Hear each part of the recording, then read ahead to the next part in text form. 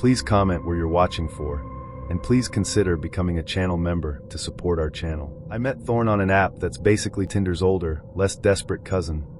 The kind where people pretend they're there for connections and shared values, but are really just hoping the algorithm matches them with someone who won't ghost them before Wednesday. We had matched together on a Tuesday. By Thursday, we were texting like high schoolers who just discovered emojis. He made me laugh, which is rare. I'm not saying I'm comedy-proof, but most guys lead with "you up" and think it's Shakespeare. After about 6 days of chatting, memes, a startling number of avocado references, and one weirdly deep conversation about whether dogs dream in color, we agreed to meet in person. He suggested a restaurant that was just upscale enough to feel like an effort had been made, but not so bougie that I needed to remortgage my future. I wore my, I'm not trying too hard but also I'm trying just the right amount outfit, black jeans, a low-cut top that hinted at cleavage without screaming "please validate me," and boots that were cute but didn't scream I might run off mid-date, which, in hindsight, would have been ironic. Thorn was already there when I arrived. He stood to greet me like some kind of gentleman, which momentarily short-circuited my brain. I wasn't used to men who didn't greet me with a wave from behind their phones. He smelled good, like cedar and some cologne that probably had a name like Rogue Ember or Midnight Regret. The first hour of the date felt like a rom-com montage. We joked about why restaurant bread always tastes better than homemade, it's the forbidden carbs, teased each other over travel stories, and even got a little flirty. I remember thinking, okay, maybe the algorithm isn't completely drunk. I had just finished my second glass of wine, feeling warm, relaxed, and slightly buzzed enough to consider letting him see my real laugh, when things took a turn. Thorn glanced at his phone with a frown. I didn't think much of it. People check their phones all the time. Maybe he was getting an annoying, "your screen time is up 23% notification, or his fantasy football team was crashing. Then he excused himself to go to the bathroom. Again, normal. We'd had appetizers. Maybe the truffle fries were fighting back. 10 minutes passed. I scrolled through Instagram, resisting the urge to take a selfie at the table like a first date loser. 15 minutes. I sipped water. 20. I started wondering if he'd died in there. Did I need to alert staff? Maybe he'd slipped and cracked his head, and I'd be the girl who tried to flirt with a corpse. I texted him. "Everything okay?" No response. 5 more minutes. No sign of Thorn. I asked the waitress, who had already side-eyed me twice like she sensed I was about to become a solo dining statistic, if she'd seen him leave. She shook her head. I laughed awkwardly. "Probably just a long pee," I said, as if that made it better. 30 minutes. The waitress dropped the check. I stared at it like it was a breakup letter. I wasn't going to pay for his meal. I'm progressive, not a sugar mama. I asked if they could split the check.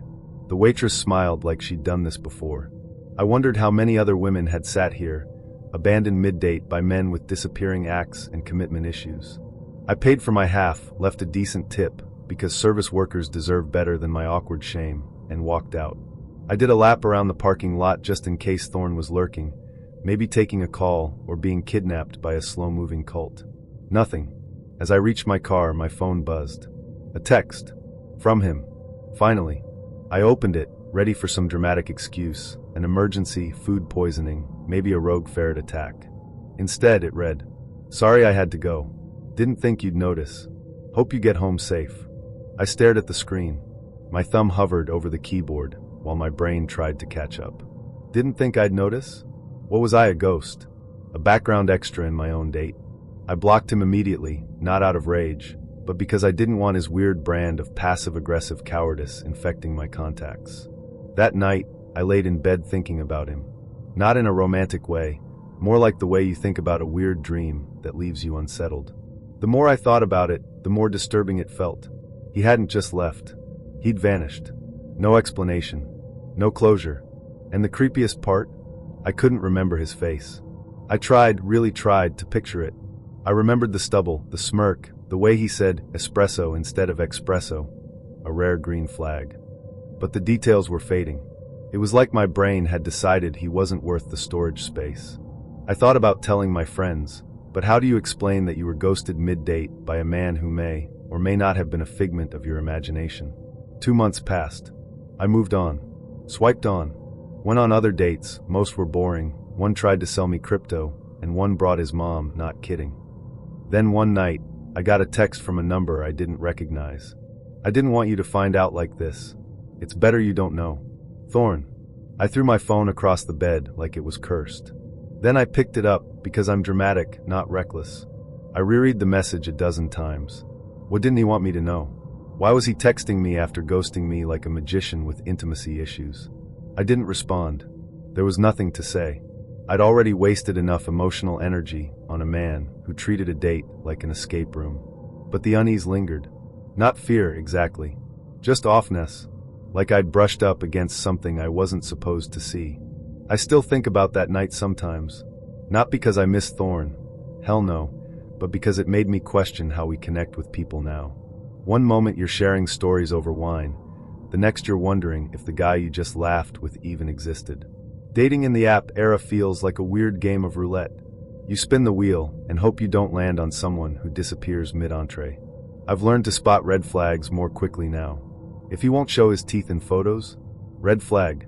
If his bio says sapiosexual or CEO of vibes, redder flag. If he suggests meeting at a place with no windows, run. But Thorn? He wasn't a red flag. He was a blank screen. No warning. No goodbye. Just a man-shaped glitch in the system.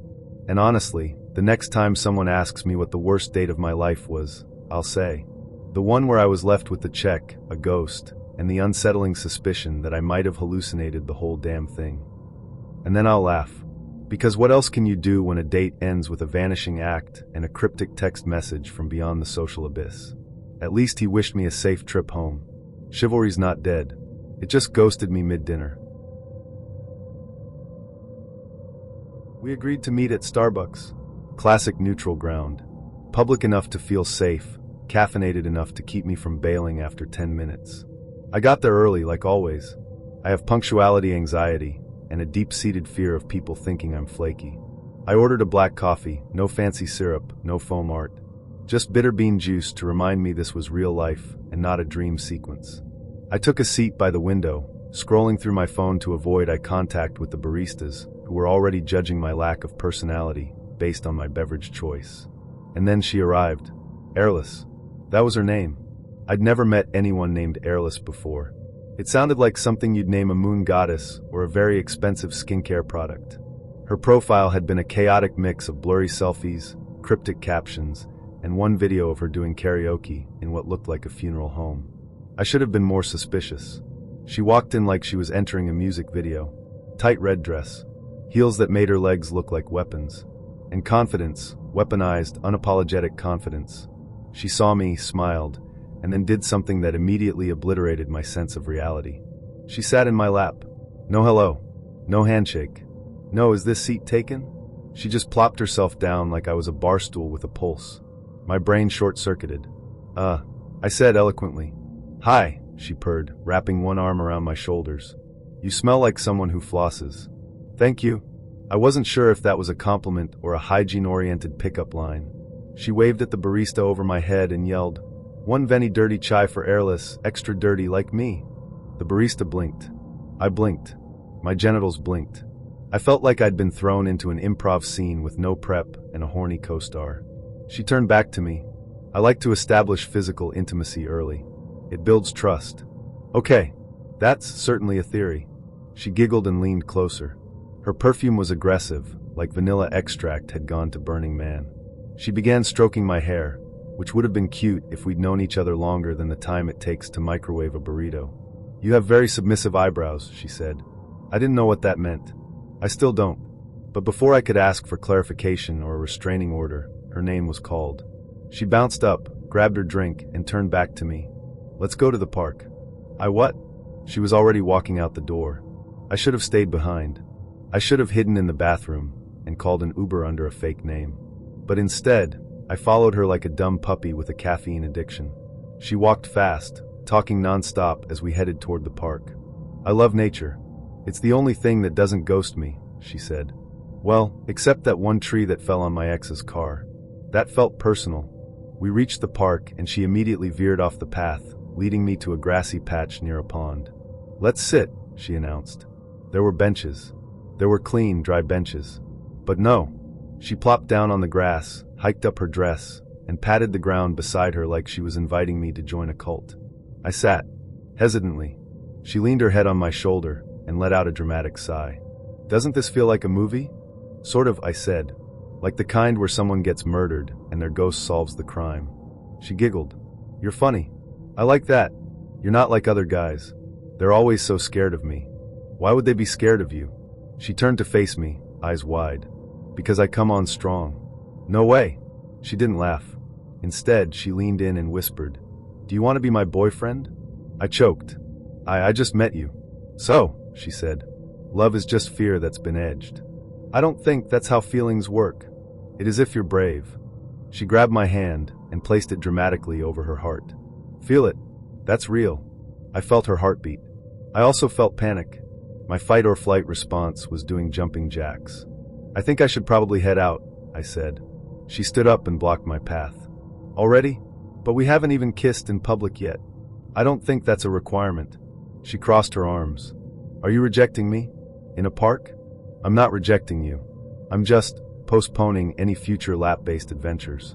She narrowed her eyes. "Fine. But just know, you're missing out on something beautiful." Then, in full view of ducks, joggers, and a man feeding squirrels with dead eyes, she leaned in and licked my cheek. Not kissed. Licked. It was not erotic. It felt like a damp challenge. I backed away slowly, muttering something about an emergency dentist appointment, and practically jogged out of the park. She texted me later that night. "You broke the spell. But I forgive you. Want to try again tomorrow?" I didn't respond. I blocked her number, deleted the app, and spent the next week avoiding all Starbucks locations within a 10-mile radius. But sometimes, when I pass a park bench or see a red dress in the distance, I flinch. Because I remember how quickly a casual coffee turned into an unsolicited lap dance and a public cheek licking. And I remember Airless, the woman who believed that love was best served extra dirty, in a cup with your dignity on the side. Fenric arrived at the wine bar wearing a sweater vest. That alone should have been the first red flag. No one under 70 wears a sweater vest unironically, unless they're about to confess something that requires therapy and a safe word. But he was tall, had nice teeth, and his profile mentioned he loved art house films and deep conversations. I assumed that meant he'd be emotionally literate, maybe had cried during a documentary or two. Instead, I got Oedipus Light. He greeted me with a side hug that lingered just a second too long, a whiff of lavender and dryer sheets clinging to him like someone had Febrezed his entire soul. He pulled out my chair for me. "Chivalry's not dead," he said. "My mom raised me right." Cute, I thought. Sweet. Naive. Like a man who still thinks women want to hear about their mothers over Merlot. We ordered drinks and settled into what I assumed would be a normal date. It started off promising. Fenric talked about his job, something in UX design, and how he volunteered on weekends at a cat shelter. I nodded along, sipping my wine, thinking he was the kind of guy who'd offer to build you an app and then hold your hand during a panic attack. Then came the slip. I asked him if he cooked. "Oh yeah," he said. "I make a killer lasagna. My mom taught me. She makes everything from scratch. You'd love her. She's got your energy." I blinked. "What energy?" "You know." He gestured vaguely at my face. "Soft eyes. Nurturing presence. Kind of maternal." I smiled politely but filed that away in my internal red flag folder, just below quotes Jordan Peterson ironically, and owns more than one sword. We moved on. Sort of. Every few minutes, he'd drop another mom comment. "That's funny, my mom also hates olives." "Oh my god, you eat with your fork upside down." "So does my mom." You've got her laugh. It's comforting. By the time we ordered a charcuterie board, I was starting to feel like I was competing with a woman who wasn't even in the room. Then it happened. I asked him what he was looking for relationship-wise. He took a long sip of wine, set his glass down gently and said, "Honestly, I want someone who gets me the way my mom does." I smiled, trying not to scream. "Like, emotionally?" He nodded. "Emotionally. Spiritually. Like, she always knows when I'm off. Like that time in college, I broke up with my girlfriend, and my mom drove 3 hours just to cook me chili and rub my back. That's the kind of connection I want." "That's intense," I said, trying to keep my voice neutral. "I don't think it's weird," he continued, completely ignoring the fact that my body was now tense like a cat in a bathtub. "Freud said all men are looking for their mother in a partner." Freud also said a lot of things, I replied. Most of them shouldn't be repeated over charcuterie. He laughed. You're funny. My mom's funny too. I considered stabbing myself with a cocktail pickle. Then, as if the universe wanted to test my patience, his phone lit up on the table with a contact photo of, yes, his mother. He turned the screen toward me. She's beautiful, right? I nodded, unsure if I was being shown a family portrait or a warning. She's coming to town next week, he continued. You should meet her. I choked slightly on a piece of prosciutto. We just met tonight, which makes it perfect. She can tell if someone's good for me within 5 minutes. That's terrifying.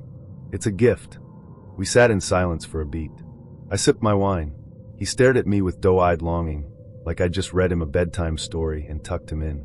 Then, out of nowhere, he said it. Well, Mom, what do you think? I froze. I what? He blinked. Oh God. I meant to say Madeline. Sorry. You remind me of her so much. There it was.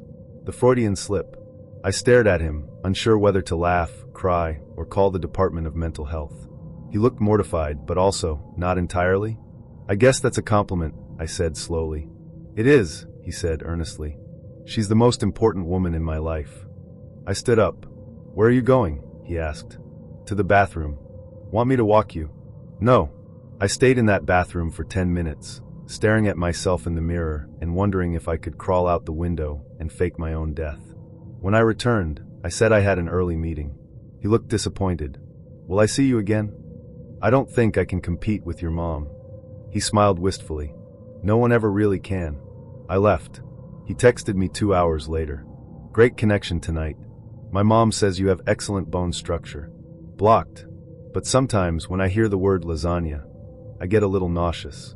Because I remember Fenric, the man who didn't just want a girlfriend. He wanted a mother in a cocktail dress. Last year I dated this one girl for a few weeks. She was a nice girl, but there were some obvious red flags that slowly cropped up over the weeks. Overall, it was because she had absolutely no life, no interests, no friends, and she had close to a tantrum when I tried introducing her to my friends. No hobbies besides reality television, still working at her high school fast food job despite being 32. She was upset when we broke up, but overall didn't make a huge deal over it. She wanted to stay in contact, but we lost touch almost immediately, as I did not want to drag anything out. 6 months later, I was back to dating, and had made it official with a different girl. While out at a friend's house one night, I decided to take a selfie of us and throw it on Facebook. In the morning, my girlfriend alerted me to a nasty comment left by the previous girl. It was middle school level stuff. She outright insulted my girlfriend, saying literally, "Ew, she has big teeth," adding that she thought she was going to have second chance with me. Keep in mind, we had absolutely zero communication in those 6 months. Never once did I give her the impression I was interested in seeing her again. I was super pissed at her for the teeth comment, and my GF was a little upset, but at least we've gotten a lot of laughs out of it since then. Glad I dodged that bullet. I'm actually sparing you guys a ton of details. There were lots of tiny things she did while we were dating that made me realize how much of a loser she really was, but I don't have time to type up an entire essay on it. To follow up, I'll share some more details. To be perfectly honest, I actually left out all the details that made her creepy, and not just some asshole girl. Met this girl through online dating. She's cute and friendly. First 2 dates go smoothly. She's a lot less wild than me, but otherwise nothing awkward. She told me she wanted to get married at her great-uncle's church, by her great-uncle, pushing like 90 years old. I told her I'm agnostic on the first date, but for the right person, I figured I could warm to the idea. Hey, gotta be flexible in dating, right? Third date it gets weird. She asked me to go to church with her one Sunday. Her great-uncle's church. Also, it turns out the church staff is pretty much most of her gigantic extended family. Her great-uncle delivers a sermon about how hell is a real place, and you will go there if you sin. Meet like 15 of her extended relatives. They're all super friendly in that stiff church-y way. I have the social skills to schmooze with strangers easily, but I was deaf uncomfortable. Plans are for a corn maze after. This was September, with her co-workers from her fast food job. On the way she tells me she thinks we're ready for the L level. Yes, that's how it was phrased. This is when sirens start to flash red. Told her I wanted to wait and see. At the corn maze, her co-workers are all in their early 20s or younger. We are probably the 2 oldest people there minus their supervisor. I attempt to socialize. She does not. On the way home, asks if I plan to be at Thanksgiving with her. Remember, this is September still, and our third date. I remind her that this is our third date. She barely knows anything about me at all, she really didn't, and that I'd think about it as the day approached. Tell her the next day via text we need to pump the brakes. She understands, but then follows up saying she's looking forward to our journey together. Sirens flashing louder. I tell her how important my friends are to me.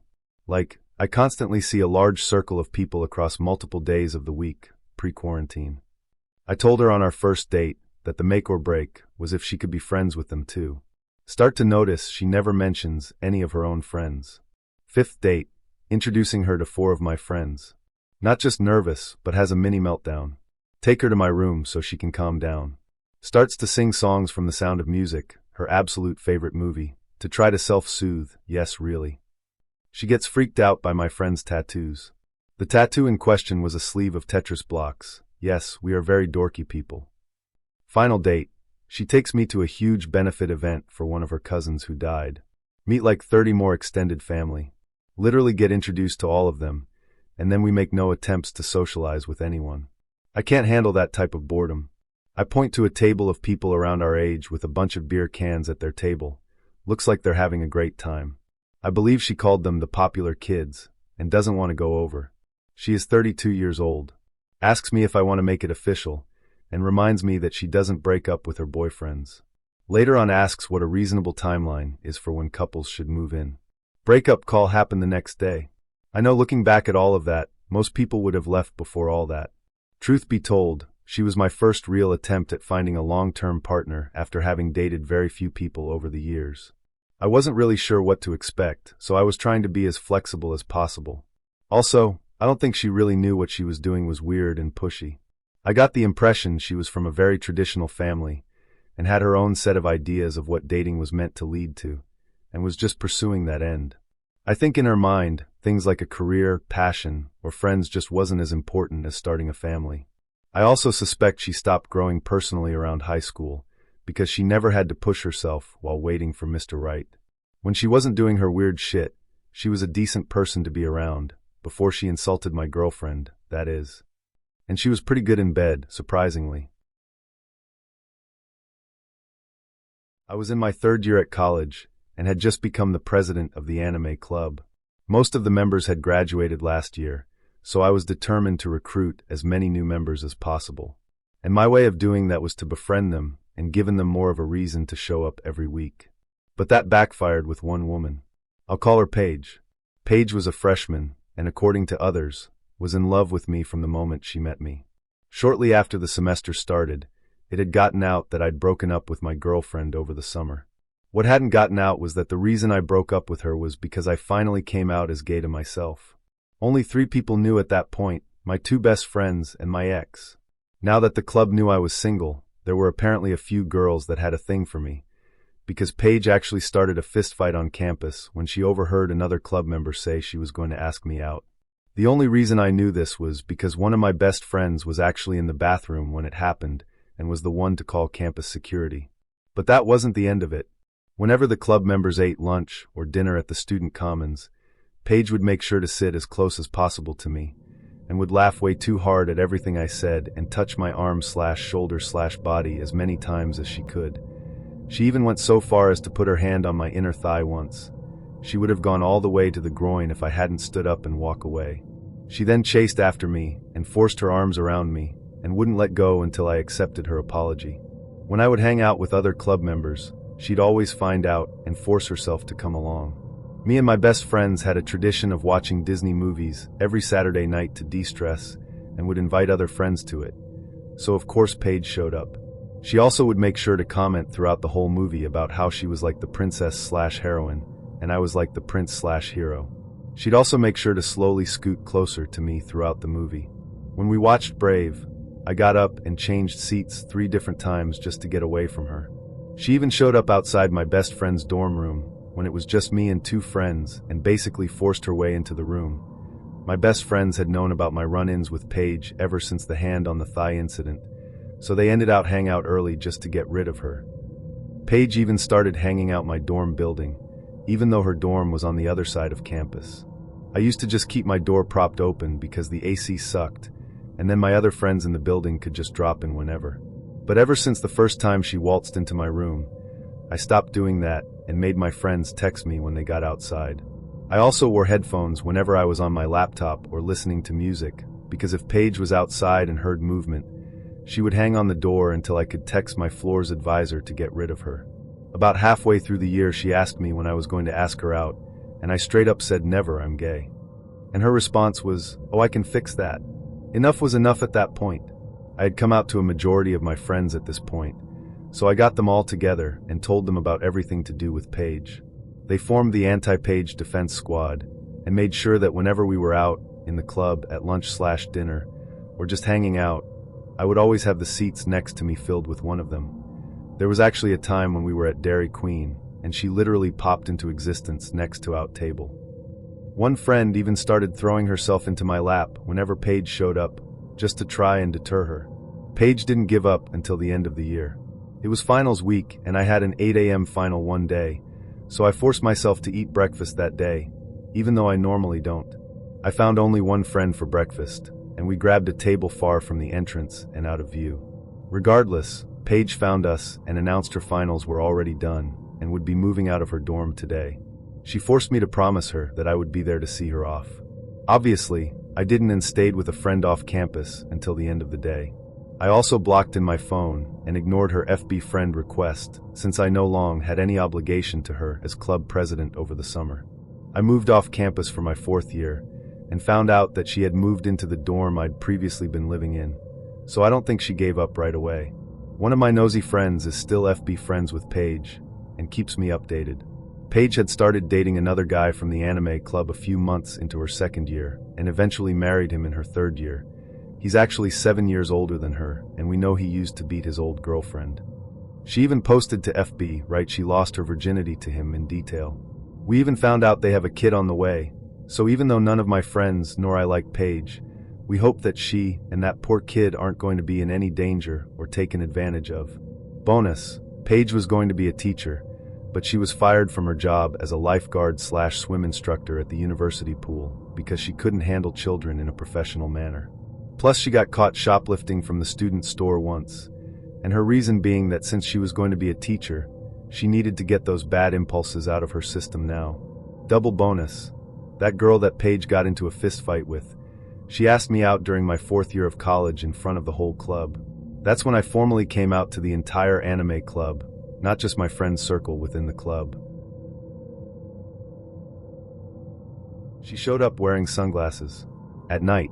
Indoors. Not the big, bug-eyed ones that scream, hungover divorcee, but sleek, mirrored lenses that reflected the restaurant's candlelight with a kind of calculated flair. She didn't remove them when the hostess led her to the table. She didn't remove them when she sat down. And she didn't remove them when she said, I hope you don't mind, I have sensitive eyes, and I'm very famous in certain circles. I blinked. Should I be honored? She smiled like I'd just asked if she wanted to see a magic trick. I think you already are. I looked around the restaurant. It was a Tuesday night, and the place was half empty, mostly couples who'd run out of things to say to each other, and a few solo diners pretending to read menus they'd already memorized. No paparazzi. No flashing bulbs. Just me, Leora, and her sunglasses. I ordered us wine, she added, like a host welcoming a guest into her home. I hope you trust me. I didn't, but I nodded anyway, because I wasn't in the mood to argue with a woman who looked like she might carry pepper spray and a crystal pendulum in the same purse. The server returned with 2 glasses of something red and expensive looking. Leora picked hers up like it was a prop in a perfume commercial and swirled it dramatically. To the art of mystery, she said, clinking her glass against mine. I took a cautious sip. Good, right? She asked. It's bold, I said. She grinned. Like me. We ordered food. She asked for the beet salad, no goat cheese, add walnuts, dressing on the side, and then proceeded to tell the server she was allergic to mediocrity, before giggling at her own joke for a full 10 seconds. I ordered a burger and fries because I felt like I needed something grounding, something that reminded me I was still tethered to earth. Then, somewhere between the bread basket and the appetizers, the unraveling began. So, she said, propping her chin on her hand, do you know who I am? I paused. Should I? She leaned back, the sunglasses still perched smugly on her face. I'm a commercial model. You've probably seen me in shampoo ads, or on the back of cereal boxes, or walking the runway in Milan. None of those things sounded remotely related, but I nodded slowly. Which cereal? She ignored the question. I was almost cast as a Bond girl, you know. But I don't do nudity unless it's metaphorical. I wasn't sure what that meant, but I respected the confidence. She spoke with the cadence of someone who had rehearsed her anecdotes in the mirror, each word carefully sculpted, like a social media caption come to life. The salad arrived. She picked at it delicately, like the beets had wronged her family. So what do you do? She asked mid-forkful. I work in IT, I said. Data security. Her nose scrunched slightly. Is that like hacking? Not exactly. But you could hack if you wanted to, right? I guess. She nodded approvingly. That's hot. I like a man with secrets. I smiled, even though that wasn't really what I'd said. Halfway through the meal, she removed her sunglasses. Slowly. Dramatically. Like she was revealing a second face underneath. Her eyes were bloodshot. Not just a little pink, full on. I just watched The Notebook while snorting cayenne pepper red. I wasn't lying, she said, gesturing to her face. Sensitive eyes. I had a shoot yesterday where they made me stare into a ring light for 3 hours. It was a nightmare. But the shots were incredible. I looked like a goddess having a nervous breakdown. That's a niche look. She nodded. I'm very avant-garde. I took another bite of my burger, unsure of how to respond. She watched me chew, then said, You have nice lips. I almost choked. Thanks. I said. They're symmetrical. That's rare. Most people have lopsided mouths. Yours are balanced. Like you've never had a bad thought in your life. Oh, I've had plenty, I said. I just don't tweet them. She laughed again, loud, theatrical, the kind of laugh that draws eyes from other tables. Then she leaned in and whispered, I like you. You're not intimidated by me. Should I be? Most men are. She said it like a threat, or maybe a dare. The check arrived before I could decide which. She reached for it, paused, then looked at me. Are we splitting this, or are you a gentleman? I'm happy to pay, I said, reaching for my wallet. She smiled. That's very alpha of you. I wasn't sure what she meant by that, but I didn't want to unpack it in public. We stepped outside. The night was cool, the kind of pleasant temperature that makes you believe in second dates. She pulled out a cigarette and lit it, taking a drag like she was posing for a noir film. I don't actually smoke, she said. It's just for the aesthetic. Of course. She exhaled dramatically, the smoke curling around her face like a filter. You have an old soul vibe, like you read poetry and secretly cry during Pixar movies. Well, I definitely cried during Up. She nodded solemnly. We're all just balloons waiting to float away. I didn't know what to say to that, so I just nodded. She stepped closer, standing so near that I could smell her perfume, something floral and expensive and vaguely intimidating. She looked up at me, eyes gleaming. I'd invite you up, she said, but my roommate's doing a sound bath and she hates interruptions. Understandable. But, she added, if you want to see what a real model's apartment looks like, we could meet tomorrow. Sure, I said, almost on autopilot. She handed me a card. Not a business card, just a plain white card with her name, a phone number, and the words Call if Curious. Then she turned and walked away, her heels clicking against the pavement like a punctuation mark. I stood there for a moment, card in hand, wondering what exactly I'd just experienced. The next day, out of sheer curiosity, and maybe a pinch of masochism, I texted her. She responded with an address and the words, bring snacks. I showed up at 6:30 p.m. with a bag of chips and a six-pack. Her apartment was not what I expected. No framed photos, no minimalist decor, just piles of everything. Magazines, fabrics, wigs, half-eaten yoga mats. I swear one looked chewed. The walls were covered in what I can only describe as vision board vomit. Polaroids, magazine clippings, handwritten affirmations like, I am the fire, and nobody puts Leora in a corner. She greeted me in a silk robe and fuzzy slippers. I was just finishing my affirmations, she said. You brought salt. Good. My energy's been off. I brought chips. Perfect. She led me to the living room, which was really just a futon surrounded by incense and a yoga ball covered in sequins. We sat. She turned on music, deep, ambient stuff that sounded like whales crying in a cathedral, and began to tell me about her modeling journey. Except none of it made sense. She said she'd modeled for Gucci, but pronounced it Gucci. Claimed she walked in Paris Fashion Week, then immediately asked where in Europe Paris was. When I asked which agency she was signed with, she said, "It's very underground. They don't believe in websites."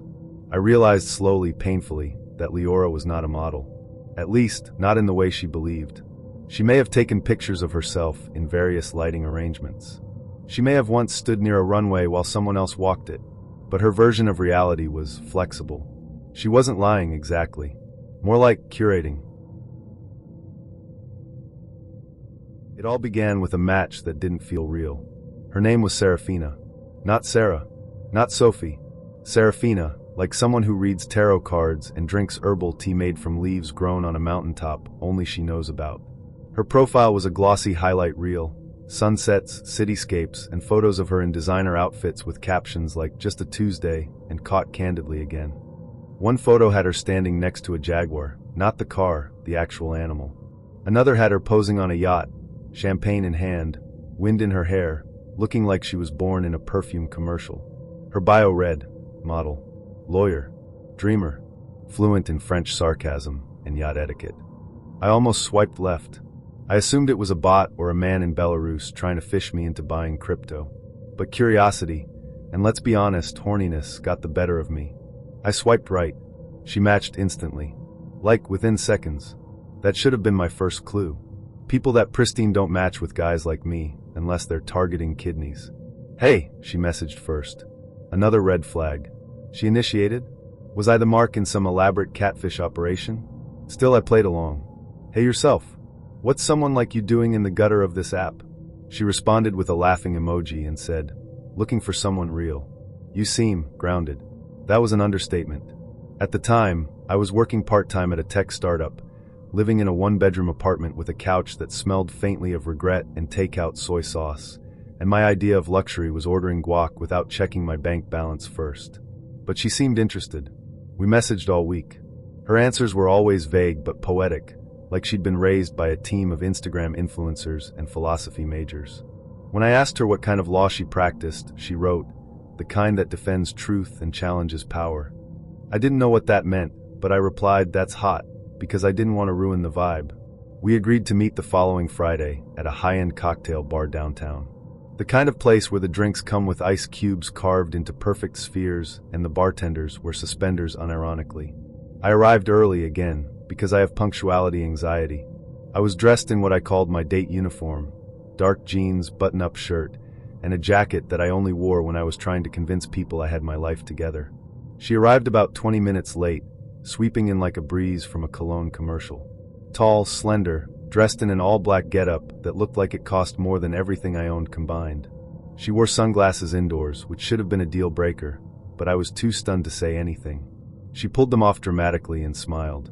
"You must be grounded guy." "That's me," I said, standing up and knocking over my water glass in the process. "Smooth. Very smooth." We sat down. The waiter came over, clearly used to people far more glamorous than me.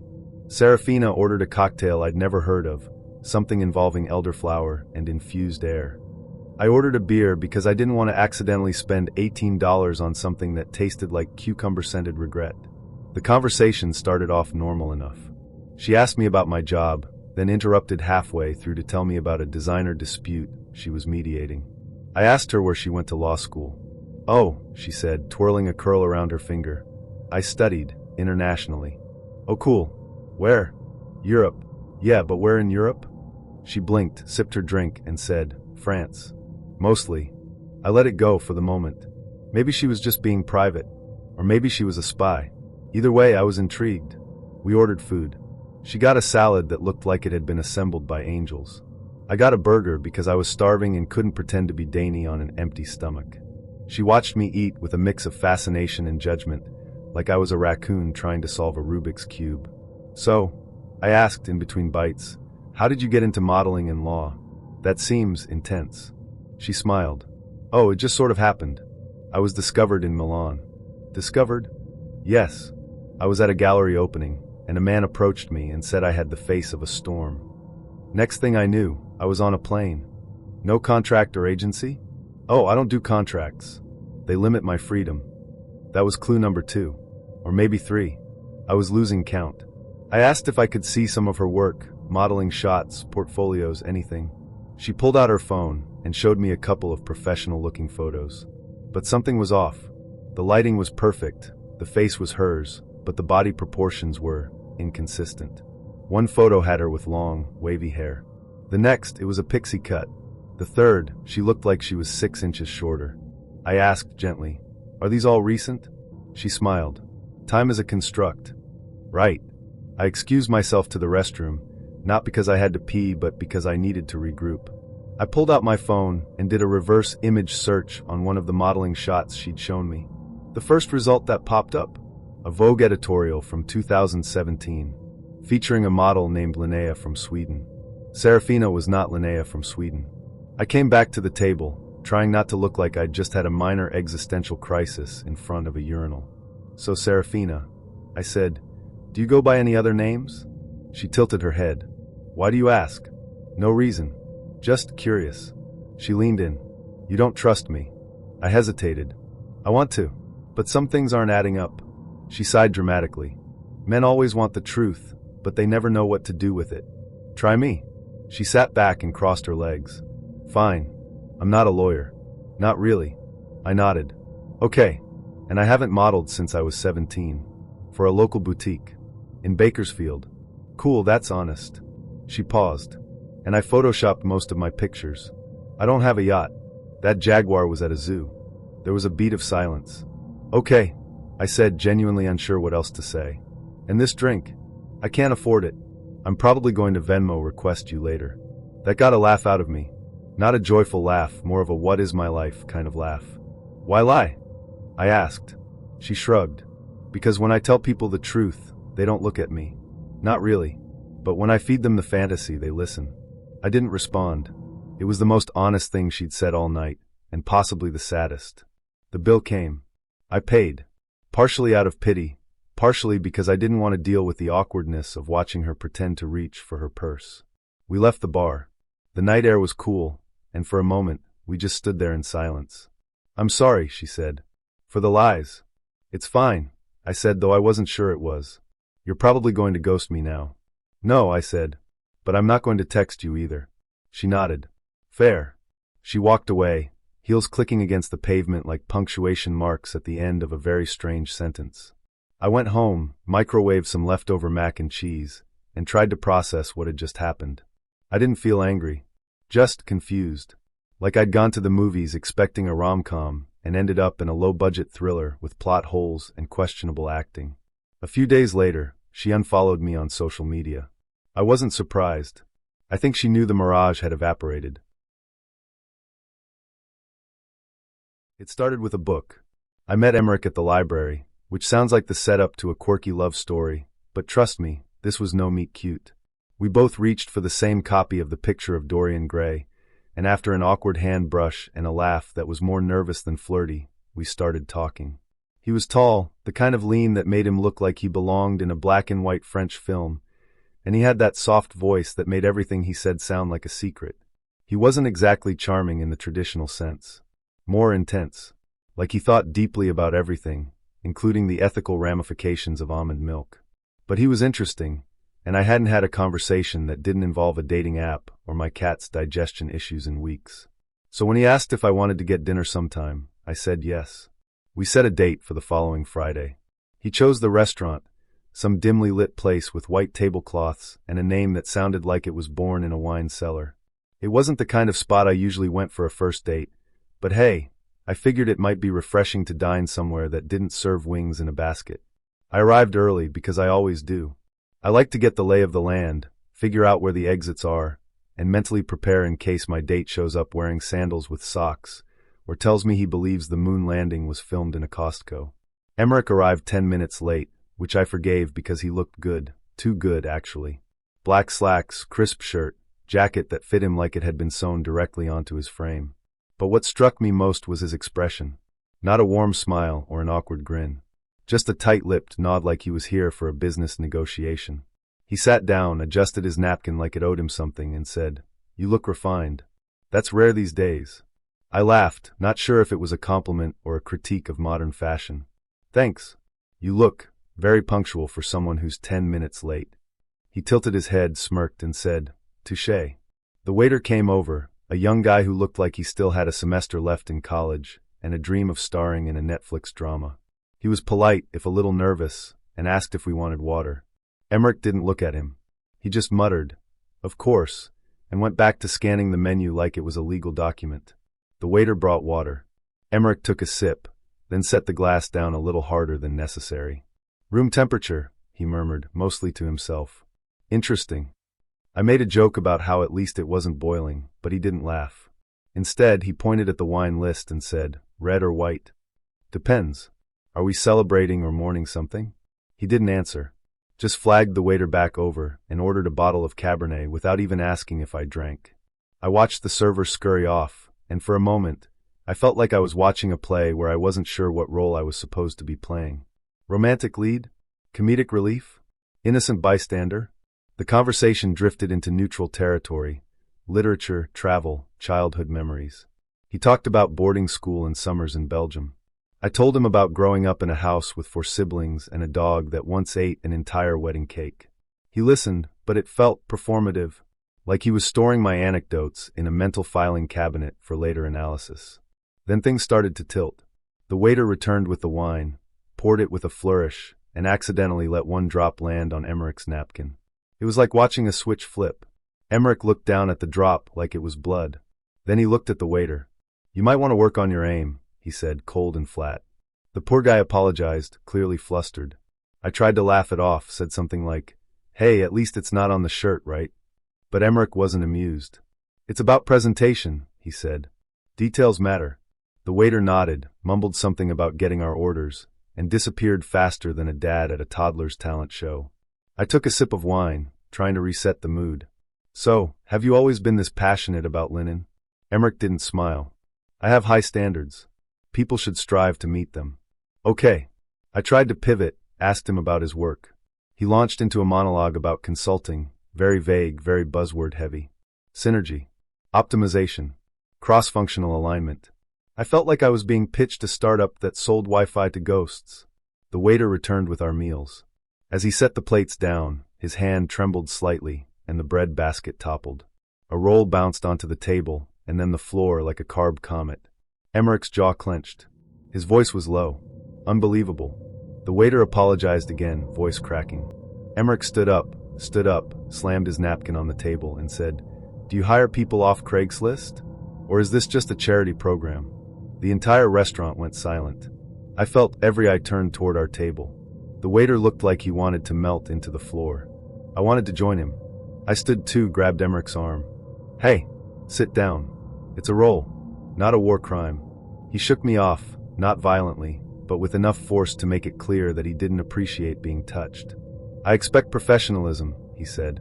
"If that's too much, maybe I'm in the wrong country." The manager came over then, a woman in her 50s with the calm demeanor of someone who had seen every shade of restaurant drama. She asked if everything was all right. Emmerich turned to her, eyes blazing. "Is this the standard here? Incompetence, clumsiness, and zero accountability?" She didn't flinch.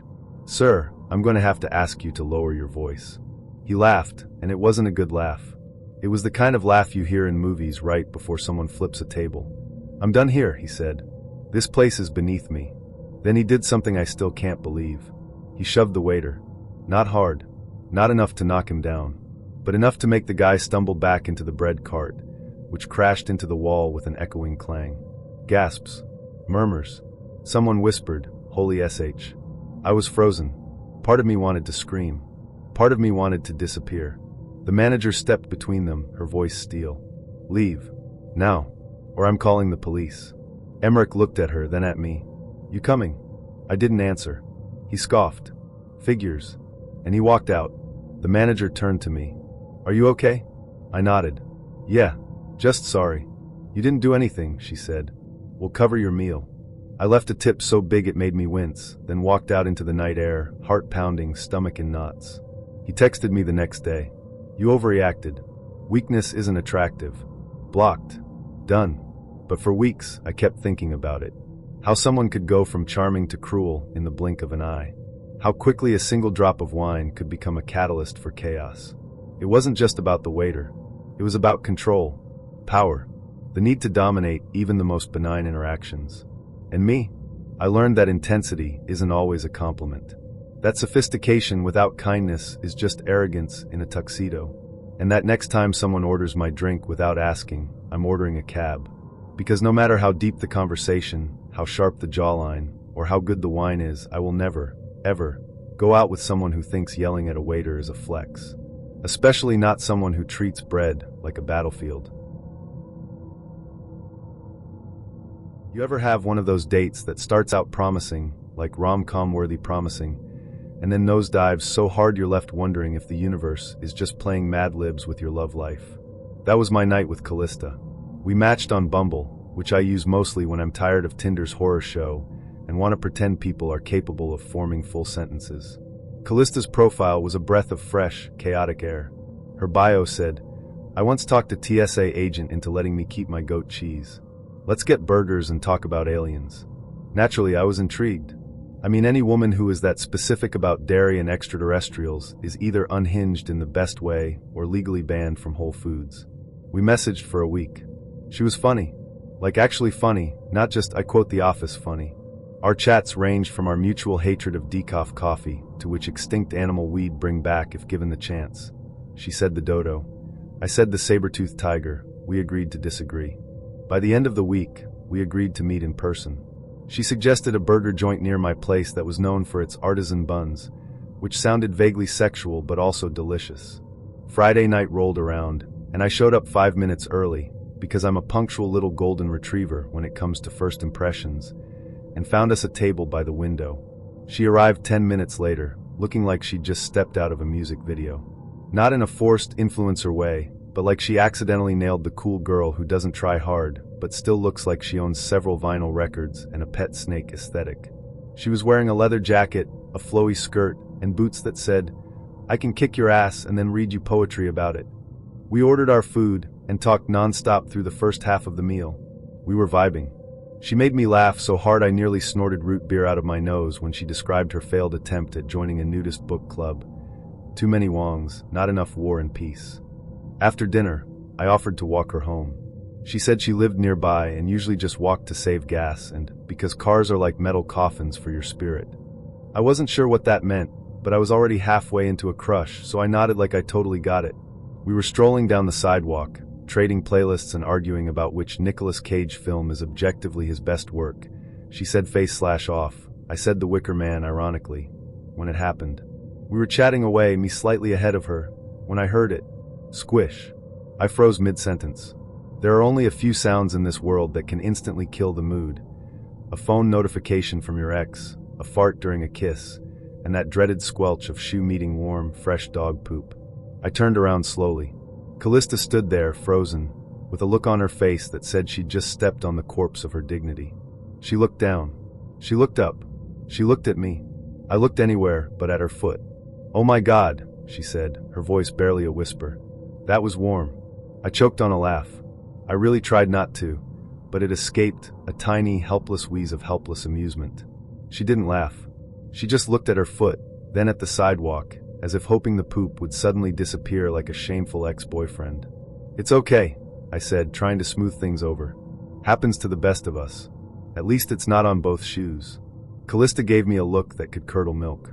She lifted her boot slightly, as if she could levitate the poop off through sheer will, and began dragging the sole across the pavement like she was trying to erase a crime scene.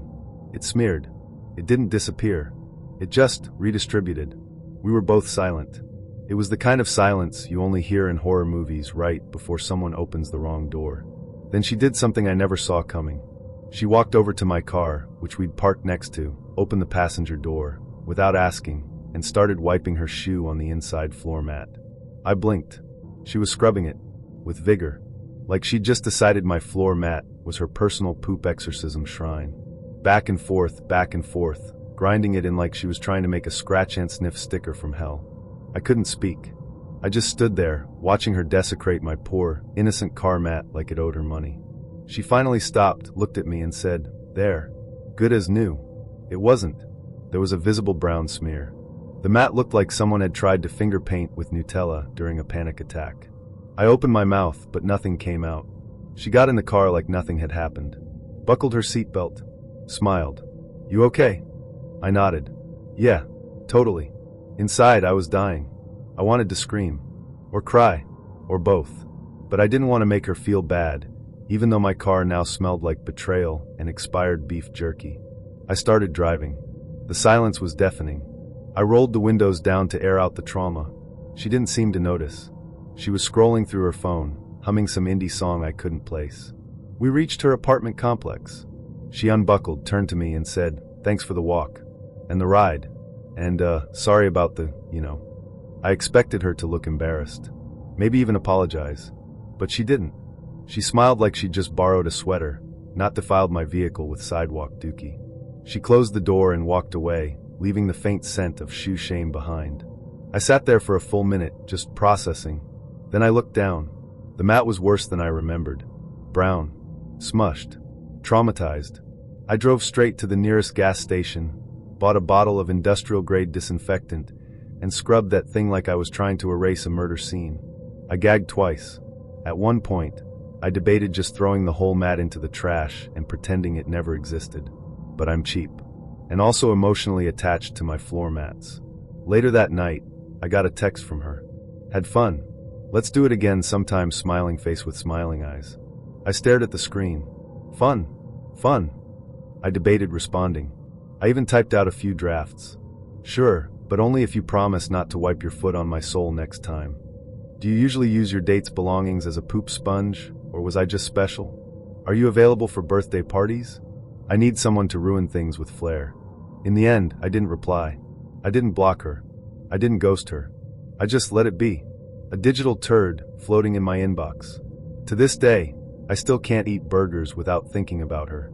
Every time I hear the word artisan bun, I get a phantom whiff of shoe shame. And don't even get me started on the smell of pine-scented air fresheners. My car reeked of one for 3 weeks. It's like my vehicle went through a breakup and tried to cover the pain with cologne. I've told this story at parties. I've had friends cry laughing. Some people say I should have called her out. Others say I should have married her for the sheer audacity. But me?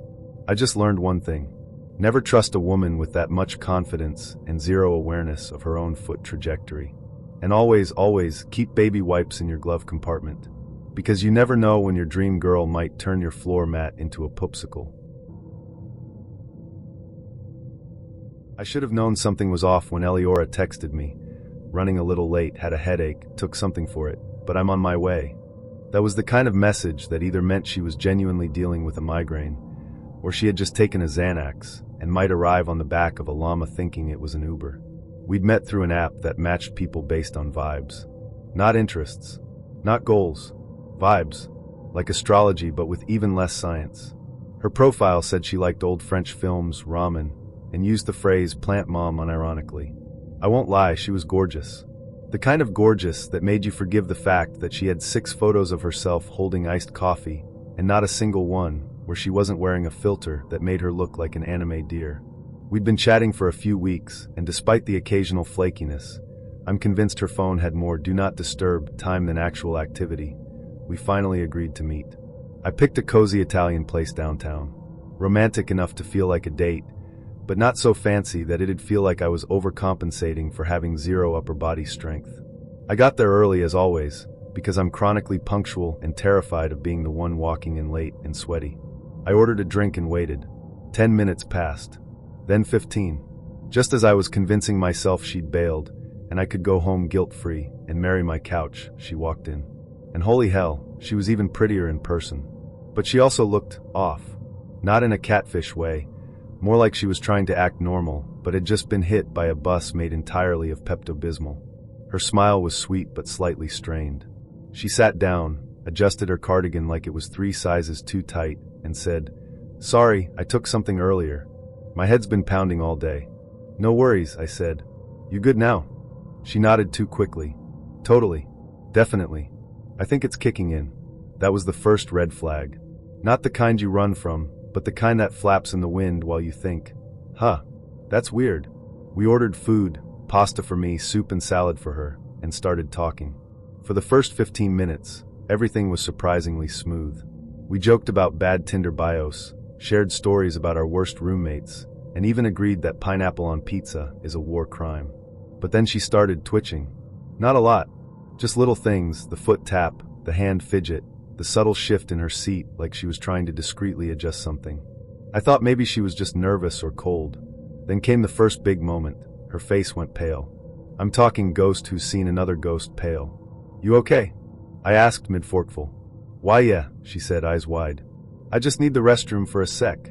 She stood up so fast her chair made that screeching noise that makes every person in the restaurant turn and look. She power walked, no glided, toward the bathroom like a woman possessed. I waited and waited. 10 minutes passed. I started to get worried.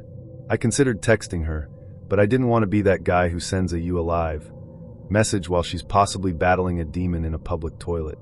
Finally, she came back. She looked not better. Her face was flushed, and she was glistening, not glowing, not dewy, glossy with sweat. She mumbled something about soup and sat down. I tried to carry the conversation, but she wasn't responding. She just kept nodding, sipping her water like it was the only thing tethering her to this plane of existence. Then she whispered, I think I took the wrong pills. At first, I thought she meant allergy meds or maybe a sleeping pill. I leaned in. What do you mean? I thought they were my painkillers, she said, her voice barely above a whisper. But they were laxatives. Oh no. I tried to keep a straight face.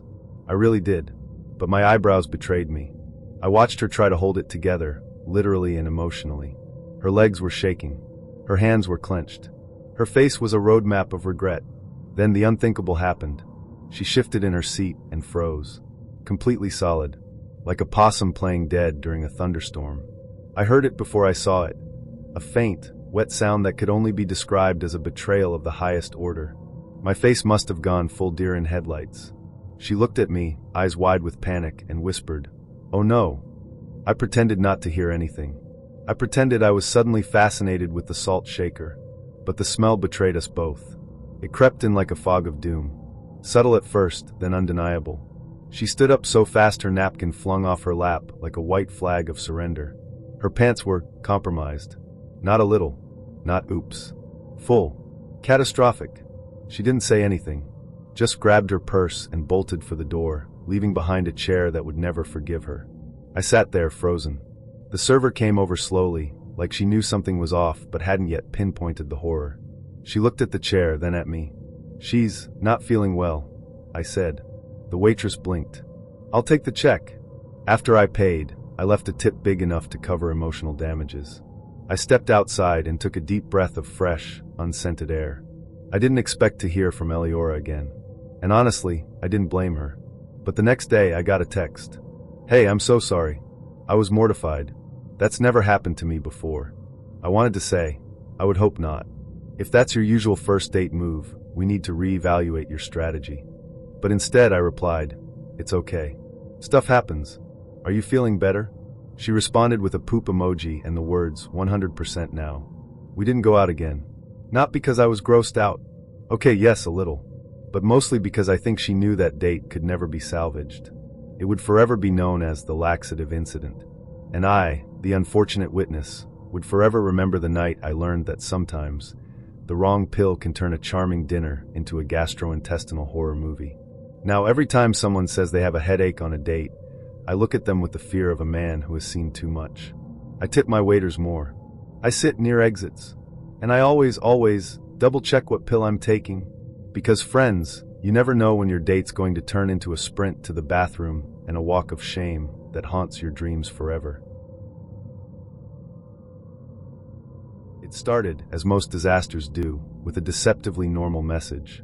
You seem like someone who isn't afraid of the weird. I'd matched with Felix on a rainy Wednesday afternoon, the kind of day that makes loneliness echo louder than usual. His photos were moody but not pretentious, black and white shots, a few candids of him in bookstores, one with a cat that looked either deeply annoyed or profoundly wise. His profile said he was a freelance energy worker, which I assumed meant yoga instructor or possibly unemployed but spiritual. Our banter was good. Unhinged but good. He asked me if I believed in ghosts before he asked what I did for work. I said yes, mostly when I'm alone in my apartment and the air feels too still. He replied, That's when they like you best. I should have unmatched. I should have thrown my phone into a ravine. But I was bored, curious, and honestly, slightly aroused in that I'd date a cult member for the story kind of way. We agreed to meet at his place. He said he didn't like restaurants, too loud, too many auras, and offered to cook dinner instead. I knew that was risky, but I figured if things got weird, I could fake a headache or pretend my cat was texting me. When I arrived at his apartment, the first thing I noticed was the smell. Not bad, just layered. Incense, lavender, something earthy like damp moss, and maybe expired patchouli. The second thing I noticed was the door. It was covered in salt. Not sprinkled around the threshold. Covered. Like someone had tried to season it out of existence. He opened it barefoot, wearing a linen shirt that looked like it had been hand-woven by woodland nymphs. His hair was tied up in a messy bun, and he had a crystal on a leather string around his neck. "You made it," he said, smiling wide. Before the moon shifted. "Perfect." I followed him in. The apartment was dimly lit, mostly by candles in jars and a Himalayan salt lamp the size of a toddler. Every surface was covered in something: crystals, feathers, bowls of water, dried herbs. There were no chairs. Just giant floor cushions and one hammock suspended awkwardly in a corner. He gestured for me to sit on a cushion. I gingerly lowered myself down, praying my jeans wouldn't split. "You hungry?" he asked. "Starving," I said, which was mostly true. I made lentil stew with root vegetables blessed under the last full moon. "Sounds rustic." He brought over 2 mismatched bowls, each with a wooden spoon. I took a bite. It tasted like dirt and sadness, but I smiled and said, "So hearty." He beamed. "I knew you'd get it." We ate in relative silence, broken only by the sound of a wind chime hanging from a ceiling fan. Then he said, "Before we go any further, there's something I need to tell you." I paused mid-bite. "Okay." He set his bowl down and looked at me very seriously. "There's an entity attached to me." I blinked. "A what?" "An entity. A presence. It's not harmful, just persistent." I waited for the punchline. None came. "I've had it since I was 12, he continued. "It usually stays dormant, but lately it's been active." "Oh. It doesn't like when I get close to people." I nodded slowly. "Like emotionally?" He shook his head. "No. Physically. Touch. Intimacy." I should have left right then. I should have stood up, said thank you for the stew and the psychological horror, and walked out the salted door. But I didn't. Because I'm a mess. And because some self-sabotaging part of me wanted to see how far this train would go before it derailed. "So what happens when you get close to someone?" I asked, because apparently I hate myself. He looked at me with eyes that were either haunted or just severely dehydrated. "Things move. Lights flicker. Sometimes there's whispering. From the entity." "Yes." "Does it have a name?" "Not one I'm allowed to say." "Right. Of course." He stood up. "I need to cleanse the space before we can continue." "Continue what?" He didn't answer. Just went to a shelf, pulled out a bundle of sage thick enough to club someone with, lit it, and began circling me while chanting something that sounded vaguely Latin, but might have been a Trader Joe's ingredients list. I sat there, arms crossed, being smoked like a holiday ham. After 5 full rotations and a whispered, "Release the tether," he stopped. "It's safer now," he said. "For talking?" "For touching." I nodded, deeply unqualified for whatever this was. He sat back down and held out his hand. "May I?" I hesitated, then placed my hand in his. He closed his eyes. "They don't like you." "Awesome. They're jealous." "You have light." "Thanks. I take vitamin D." He opened his eyes. "We could try to expel it." "The entity?" "Yes. Together. If you're open." I wasn't. But again, the story. "Okay," I said. "How?" He leaned in. "It requires physical trust. And intention." "Could you be more specific?" He smiled. "We have to hold each other. Skin to skin." I stared at him. "So, like an exorcism cuddling session?" "In a way." I agreed.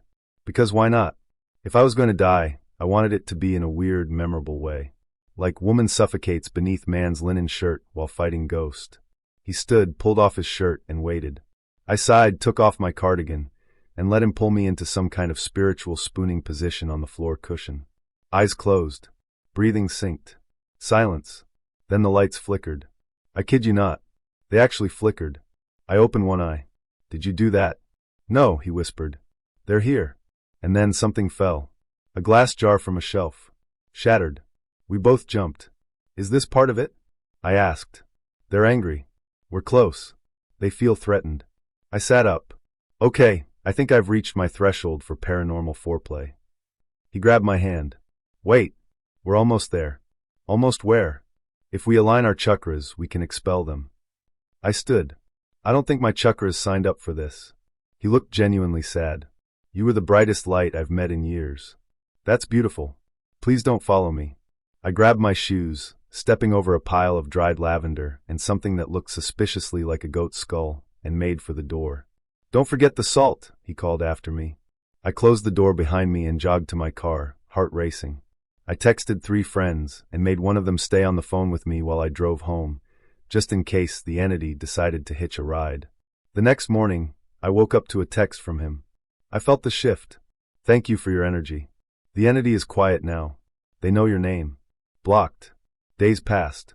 Every time my lights flickered, I flinched. I saged my own apartment just in case. I even apologized to my houseplants, which felt vaguely related. I never heard from him again. But sometimes when the air feels too heavy, I remember that night. The stew. The chanting. The whispering I might have imagined. I met Declan through a mutual friend who swore he was normal, attractive, and emotionally available, which in retrospect should have been the first red flag. No one describes someone that way unless they're trying to distract you from a very specific, extremely weird thing. We met for coffee on a rainy Tuesday. He was tall, wore glasses that made him look smarter than he probably was, and had the kind of voice you could imagine selling you unregulated supplements on a podcast. He seemed kind, if a little too enthusiastic about oat milk, and he didn't once mention crypto or his grind set. So I agreed to a second date. The second date turned into a third, then a fourth. He was charming in a boy next door who reads Jordan Peterson kind of way. He talked a lot about his mother, like a lot, but always in reverent tones. She's my best friend, he said once, while stroking a coaster shaped like a cat. She raised me to be a gentleman. That could have been sweet. Could have. But there was something in his tone that made it feel devotional. Like she was more than just his mom.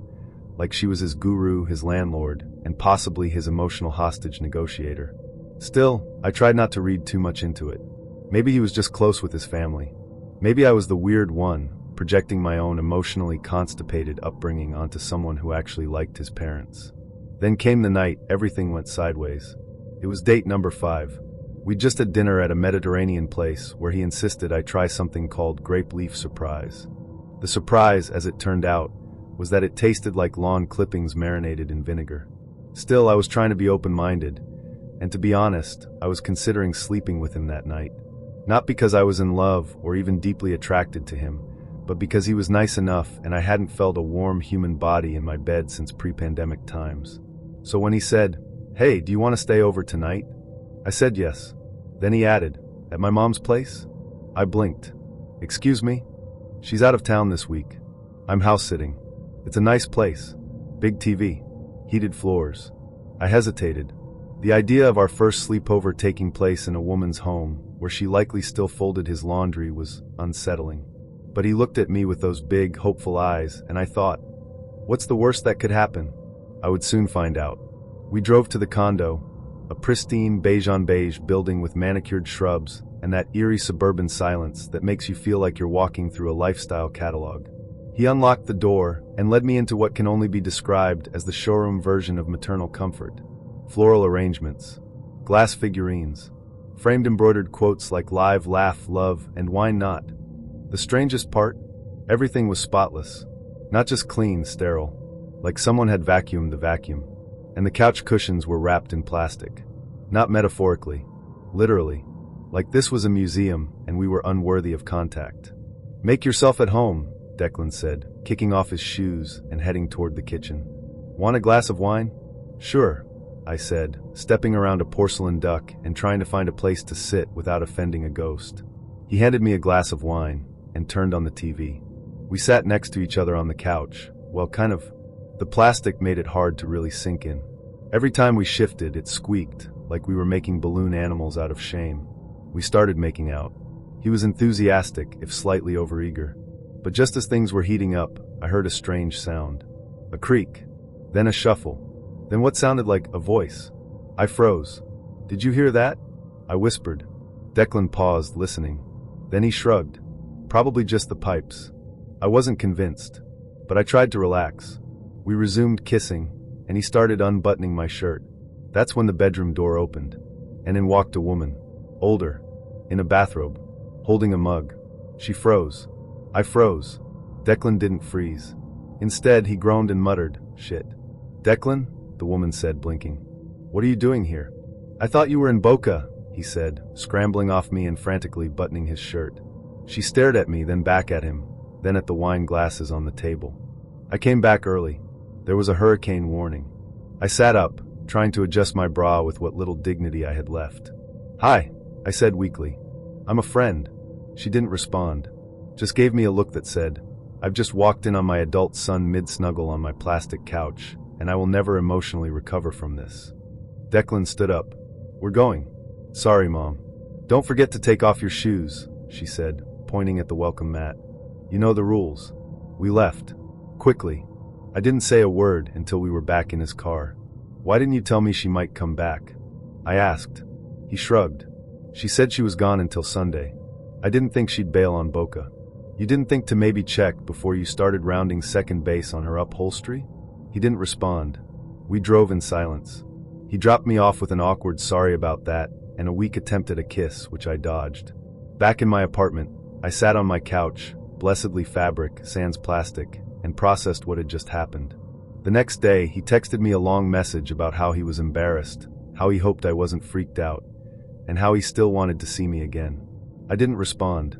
Not because I was mad, but because I couldn't stop picturing his mother, in her robe, holding a mug that probably said something like "Mom Fuel," staring at me like I was the intruder in a sacred temple. But it didn't end there. 2 days later, I got a Facebook friend request from her. From his mother. With a message. "Hi. Just wanted to say it was lovely meeting you. Hope you weren't too uncomfortable. Declan really likes you. Let's do brunch sometime."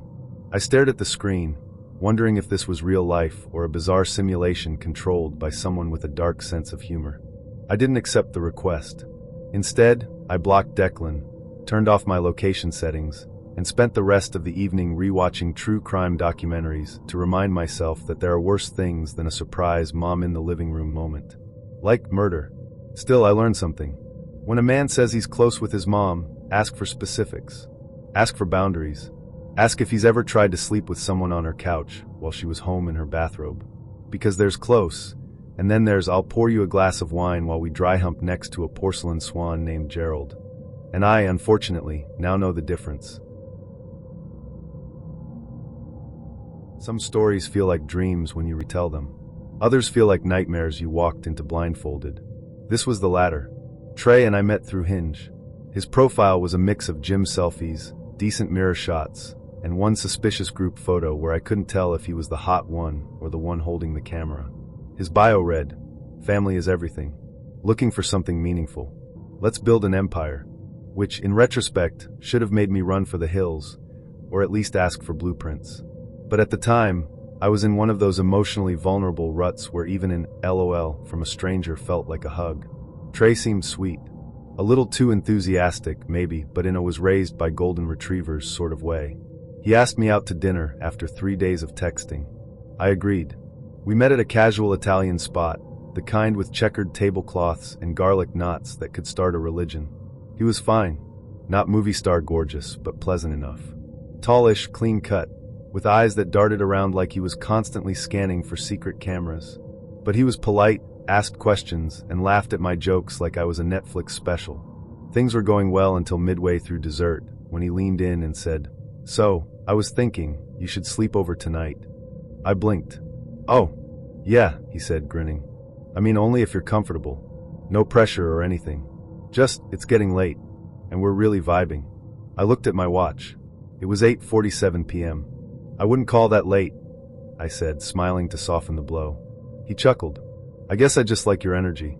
And I already made the bed." That threw me off. "Wait, you made the bed?" "Yeah. Clean sheets. Fluffed pillows. Even Fibra's the comforter." "Wow. That's proactive." "Always," he said, winking like we were in a toothpaste commercial. I started to feel a little uneasy. Not unsafe, just odd. Like something wasn't sinking. But I'd had 2 glasses of wine, and my judgment was wearing fuzzy slippers. "I mean, maybe," I said. "Let's see how the night goes."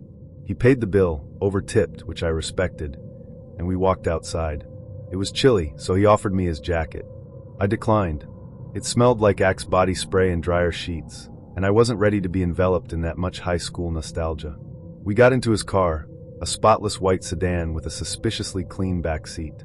I joked about how it looked like it had never seen a passenger before. He laughed nervously and said, "Yeah, I don't really drive people around. You're special." That should have been clue number 1. Or maybe 5. I'd lost count. He didn't start the car right away. Just sat there, hands on the wheel, staring ahead. "So," he said, "before we go to my house, there's something I should mention." I tensed. "Okay." He cleared his throat. "I live with my mom." Silence. Now, I'm not here to shame anyone about their living situation. Life's hard. Rent's insane. If I could live with my mom and not commit a slow psychological unraveling, I might do it too. But it's one thing to mention it in passing. It's another to spring it on someone on the way to your pre-made bed. "All right," I said cautiously. "For how long?" "Off and on," he said. "But mostly on." I nodded slowly. Cool. And she's okay with you bringing people over?" "Oh yeah," he said. "She's super chill. Totally supportive. She's probably already asleep." "Okay," I said, trying to act breezy. "As long as it's not, like, awkward." He grinned. "It won't be. Promise. She's a heavy sleeper." We drove in silence for a few minutes. Then he added, "Just try not to wake her up. She gets a little weird about guests." Define weird. "She likes to know who's in the house. For safety. You know. Right. Because nothing says safety like sneaking a stranger in like a raccoon with a backpack." We pulled into the driveway of a very normal-looking suburban house. Porch light on. Wind chimes. A gnome in the flower bed holding a sign that said, "Welcome-ish." He turned off the car and whispered, "Okay, let's go in through the back." "Why?" "She's probably watching TV in the front room." I didn't tell her I was bringing anyone. I stared at him. "Didn't you say she was asleep?" "She usually is by now. But sometimes she watches reruns of Bones until midnight." I followed him through the side gate, stepping over a garden hose and what I prayed was a dog toy. We reached the sliding glass door, and he pulled it open like a man trying to defuse a bomb. Inside, the house was beige. Beige walls. Beige carpet. Beige furniture. It smelled faintly of potpourri and something fried. He led me down the hall to a room with a twin bed, a lava lamp, and a framed Fast and Furious poster. "This is your room?" "Temporarily," he said. "My room's being painted. Long story." I sat down on the edge of the bed. It squeaked. Loudly. "Okay," I said. "So this is happening." He sat next to me, put his arm around my shoulders, and whispered, "I'm really glad you came." I was about to respond when I heard a voice from down the hall. "Trey? Who's in there?" We both froze. "Shit," he whispered. "What do we do?" I asked. "Pretend you're asleep." "What?" "Just lie down." "Pretend. She might go away." Before I could argue, the door creaked open and in walked a woman in a pink robe, her hair in curlers, holding a glass of wine and a cordless phone like it was 1997. "Trey," she said, blinking at me. "Who is this?" "This is Morgan," he said. "She's a friend." I smiled awkwardly. "Hi." She didn't smile back. "Are you staying the night?" Yes," Trey said quickly. "Just for tonight." She looked at me, looked at him, then walked over, sniffed the air, and said, "No funny business." I just vacuumed. Then she turned on her heel and walked out, muttering something about boundaries and inconsiderate children. I stayed frozen for a full minute after she left. "So," Trey said, grinning, "that went well." I just stared at the ceiling. We didn't hook up. I couldn't. The vibe was dead, murdered by twin beds and maternal disappointment. I lay there for hours, fully clothed, on top of the comforter, while he snored beside me like a chainsaw in a wind tunnel. At one point, I considered sneaking out. I even got up, tiptoed to the door, and opened it, only to find his mom standing in the hallway with a mug of tea. "Can't sleep?" she asked. "Nope." She nodded. "Try counting regrets. Works for me." I went back to the room. At sunrise, I left without saying goodbye. Trey texted me around noon. "Had such a great time last night. My mom said you seemed sweet. Want to do brunch?" I didn't respond. I didn't block him. I just let it fade. Because sometimes, it's not the date that ruins the mood. It's the twin bed, the lava lamp, and the woman in curlers holding a cordless phone. He opened with, "What's your stance on edible insects?" I thought it was a joke, a quirky opener, maybe some kind of vegan pickup line. So I replied, firmly neutral unless they're in my cereal. He heart-reacted the message and sent me a picture. Not of himself, not of his dog or sunset or some cool latte art. It was a container of mealworms. I stared at it for a full minute, like maybe it would change into a houseplant or a joke. But it didn't. It was just a deli container full of dried, segmented, beige-brown mealworms. Like a snack. Like trail mix made by Satan. Then he said, "I'll bring some to our date. You'll love the crunch." His name was Calyx. I thought it was a typo at first, but no, he explained in his bio that it was the outer part of a flower, the protective leaves that hold beauty before it blooms. I should have known. Anyone who defines themselves like a botanical glossary entry is either a poet or a sex pest. Calyx was somehow both. I agreed to meet him at a cafe downtown.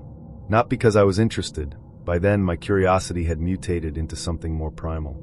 I needed to see what kind of man brings bugs to a date and still expects to get laid. I arrived early, ordered a chai, and chose a corner booth with a good view of the door, so I could spot him and potentially flee before he saw me. But the moment he walked in, I knew I was trapped. He was tall, thin, and dressed like he was about to give a TED talk on mushroom foraging. Cargo jacket, corduroy pants, and a necklace with what looked like a beetle encased in resin. His hair was the texture of overcooked ramen, and he smelled faintly of lemongrass and something else. Something earthy. The kind of smell that made you think, this man owns a terrarium. He spotted me, waved, and approached with a grin. "You must be Madeira," he said, pronouncing my name slowly like he was tasting it. "Yes," I said, standing halfway to shake his hand. Instead of a handshake, he hugged me. Hard. Full body. Pelvis forward. I felt the zipper of his jacket press into my sternum like a warning. "I brought snacks," he whispered as we sat down. "Oh no." He pulled out a small canvas tote and began unpacking it like a magician revealing horrors from another dimension. First, the mealworms. Then a tiny packet of roasted crickets. Then, God help me, a jar of what he called honey-glazed grasshopper clusters. I stared at them. He stared at me. "You ever tried these?" he asked, popping a cricket into his mouth. "Excellent for the libido." "Is that a threat?" I asked, trying to keep things light. He laughed. No, just a fact. Entomophagy is the future. Protein-dense, sustainable, and delicious if you have the right palate. I sipped my chai. Hard. Like it was alcohol. Like it could sterilize my soul. "I'm good with chickpeas," I said. "But chickpeas don't wiggle," he replied, with what I can only describe as flirty menace. The server came by. Calyx ordered a black coffee and a toasted bagel for the texture pairing. I ordered nothing. I was afraid anything I got would become a dipping sauce for his cricket fondue fantasy. Conversation was strained. He talked a lot about the global insect protein movement and how he was starting a pop-up in his garage. Bug and brunch. He described a scorpion mimosa pairing that made me want to crawl inside my purse and live there. I tried to redirect. I asked him about his job. "I'm between formal employment," he said, "but I do consulting for alternative food startups." Consulting? Like vibe alignment and menu curation. So, naming things? Exactly. I nodded like that made sense. Then he slid the container of mealworms toward me.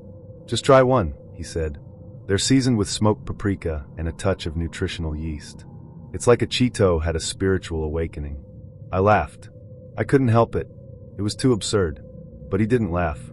He just looked at me with the intensity of a man who genuinely believed crunchy larvae could be romantic foreplay. "I'm sorry," I said. "I just didn't expect this." "What did you expect?" he asked, genuinely curious.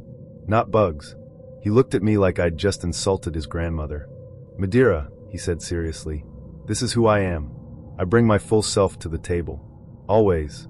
"That's admirable," I said, "but sometimes the table isn't ready for the full buffet." He leaned in. "Are you scared of a little protein? Or are you scared of intimacy?"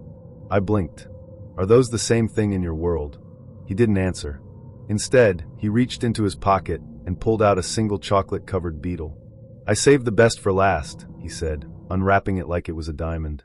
"This one's for you." I stared at it. It stared back.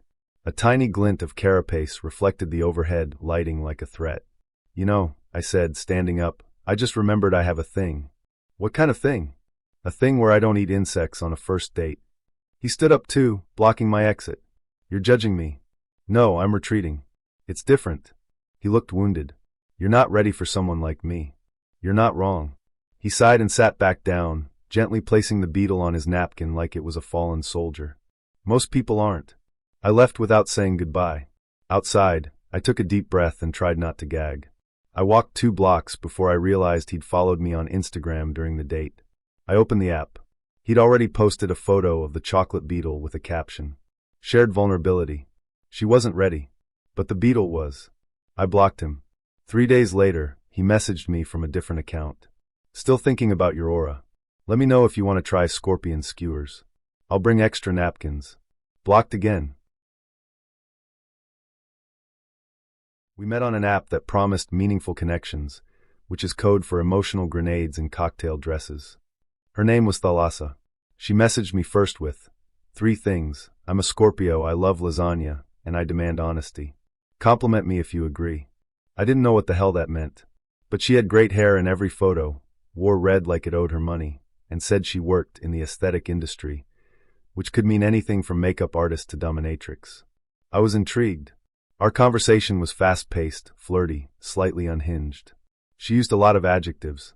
She described her own laugh as honeyed mischief, and once said her favorite scent was danger on a warm breeze. I asked her where she got her perfume. She replied, I soak it in my aura. We met at a downtown Italian place with dim lighting and staff that looked like they'd all been scouted from a cologne commercial. I got there early again. Still a punctuality masochist. I sat at the bar nursing a Negroni and checking my reflection in the back of a soup spoon. Thalassa arrived 10 minutes late, but made it feel like she was doing the restaurant a favor. She wore a deep burgundy velvet dress that clung to her like a scandal. Her heels were sharp enough to draw blood, and her lipstick matched the threat level of a Category 5 hurricane. She walked up, didn't say hi, and instead asked, well. I blinked. Sorry? She gestured at herself. The look. Oh, you look great. She held up a manicured finger. No, not great. Be specific. I'm wearing velvet. Say the word. You look velvety? Try again. You look stunning. Stunning how? You can't just throw praise like breadcrumbs to pigeons. Say something that makes me feel like I'm the last woman on earth and you're dying of thirst. I cleared my throat. You look like a sin wrapped in satin and dipped in candlelight. She smiled. There we go. That's foreplay. I should have left then. But I was already half drunk on her perfume and the sheer audacity. She sat down, crossed her legs like she was starting a war, and ordered a bottle of Barolo without asking if I liked red. The waiter brought bread. She didn't touch it. Carbs are for the emotionally stable, she said. We made small talk. Sort of. She asked me what I did, and then talked over my answer with a monologue about how men who make under $80K a year tend to have weak knees and even weaker character. I didn't know if she was joking. I still don't. When the appetizers arrived, she asked again, Am I still the most beautiful woman you've seen this week? The month, I said.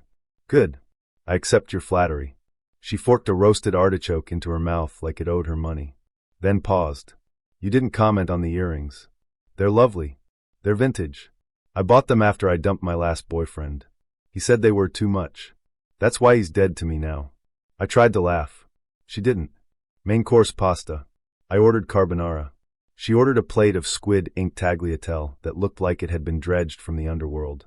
It made her teeth look vaguely vampiric, and I couldn't tell if I was turned on or afraid.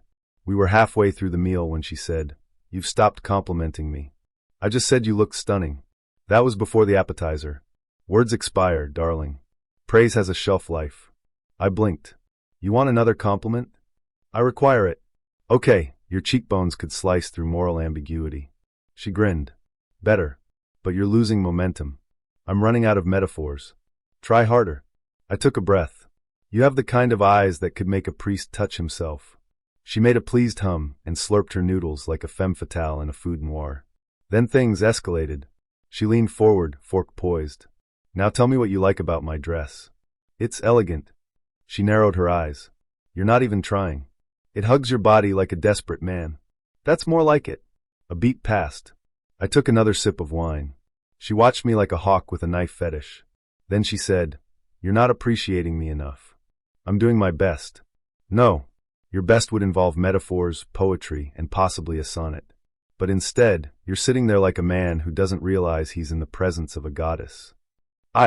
Before I could finish, she grabbed her fork, scooped a full blob of squid ink pasta, and flung it at me. It hit my shirt like a gothic paintball. Hot, black sauce splattered across my chest and collar like I'd been attacked by an octopus with emotional issues. The entire restaurant turned. Gasps. A dropped fork. A waiter whispering, "Jesus Christ." She stood up and said, "That's what happens when you ignore royalty." Then she stormed off, heels clicking like a death countdown. I sat there, covered in ink, wondering if I'd just survived a date or narrowly escaped a ritual. The waiter approached, holding a napkin like it was a defibrillator. "Do you need help?" "Yes," I said, "but not the kind you can offer." I paid the bill, left a large tip out of shame, and left the restaurant looking like a villain from a seafood-themed Marvel spin-off. She texted me 2 hours later. "You were close to being worthy, but you hesitated. Maybe next time." I didn't respond. Instead, I burned the shirt, deleted the app, and spent the next week avoiding velvet, metaphors, and women named after Greek water nymphs. Callum was attractive in a quiet, confident way, the kind of man who ordered sparkling water without apologizing and wore a blazer like it wasn't a costume. We matched on a dating app that promised conscious connections, which meant our first messages were about astrology, attachment styles, and whether bread was a love language. He suggested dinner at a small Italian bistro tucked between a florist and a dog bakery. It had candles on the tables and menus without prices. I wore a black dress I hadn't used since my cousin's wedding, and told myself I was ready for someone emotionally available, or at least someone who didn't pretend to be writing a screenplay. Callum greeted me with a half smile and a compliment that didn't feel rehearsed. So far, so good. We ordered wine and burrata. The conversation started off light: travel, favorite books, how we both hated the phrase, "I'm just being honest," which usually precedes something unkind. He asked thoughtful questions and made eye contact like he wasn't afraid of being seen. I was impressed. Then, just as the waiter brought our pasta, he chuckled. Not a polite laugh. A deep, sudden laugh that came from somewhere below his ribcage. The kind of laugh you'd expect after hearing a really good joke. But I hadn't said anything funny. He shook his head and waved it off. "Sorry. Just thought of something." I smiled. "Care to share?" He paused. No. It's too weird." Then he laughed again. This time louder. Uncontrollably. The kind of laugh that makes other tables turn slightly, just to make sure someone isn't unraveling nearby. I blinked. "Are you okay?" He nodded, tears forming in his eyes. "I'm so sorry. Wow, it hit me all at once. The absurdity of it all." "The pasta?" "No," he said, taking a sip of water and trying to compose himself. "Life." I waited. He took a deep breath. "I should probably tell you something," he said. "Here it comes," I thought. He's married. Or he's moving to Iceland. Or he doesn't believe in pillows. Instead, he said, "I'm on mushrooms right now." I stared at him. "Like, in your pasta?" He laughed again. "No. I took them earlier today. Microdose. Sort of. Maybe a little more than that." "Oh, don't worry," he said, waving his hand. "It's not dangerous. I've done this before. It helps me stay present." I nodded slowly. "Are you feeling okay?" "Oh, amazing," he said. "I feel like I can see the molecules in your laugh." "I'm not laughing. That's what makes it interesting." For a moment, I considered leaving. But I stayed. Mostly out of curiosity. Also because my ravioli had just arrived, and I didn't want to abandon ravioli. He picked up his fork, then put it down again. "I should probably tell you the rest." "There's more." He nodded, suddenly very serious. "I'm not just on mushrooms. I also sell them." I froze. He leaned in, as if we were co-conspirators in a very niche crime. "Not just mushrooms," he whispered. "A few other things. Nothing dangerous. Mostly organic. I only sell to people I trust." I looked around the restaurant. Everyone else was eating salad and pretending not to listen. He continued, "I don't do it for the money. I do it because people need help. The world is full of pain, and sometimes a little psilocybin can remind you that you're made of stardust." "Callum," I said carefully, "are you high right now?" "Moderately. And you run a drug business?" He winced. "I wouldn't say business. It's more of a healing exchange." "Do people pay you?" "Yes." "Then it's a business." He nodded, but in a soulful way. I looked at my plate, then back at him. "Why did you tell me this?" Because I like you, he said, smiling broadly. And I believe in honesty. I blinked. And because I thought you might be open to it. You have that vibe. What vibe? He gestured vaguely. You seem like someone who's seen things. I've seen a man argue with a raccoon in a parking lot. That's about it. He laughed again. See? You get it. I didn't. The waiter came by to ask if everything was okay. I said yes while Callum stared at the man's tie like it was a message from the universe. When the waiter left, Callum leaned in again. I want to show you something. I shook my head. I don't think I want to see anything you're carrying. No, he said, reaching for his phone. Just a photo. Of my setup. Your setup? He scrolled, then turned the screen toward me. It was a picture of a living room full of plants, crystals, and what appeared to be a drying rack covered in mushrooms. That's where I do my sorting, he said proudly. Clean energy. No bad vibes. I pushed my pasta away. He noticed. You're not hungry? I think I lost my appetite somewhere between the microdose and the mushroom rack. He frowned. You're not open to this? I'm open to therapy. And maybe pottery. You told me you were a product designer. I am, he said. By day. And at night. He smiled. By night, I'm a facilitator of transformation. I'm calling the Uber. He looked disappointed. That's fair. But can I say one last thing? I stood. One. He looked up at me, eyes sincere and still slightly dilated. I really think we could have gone on a beautiful journey together.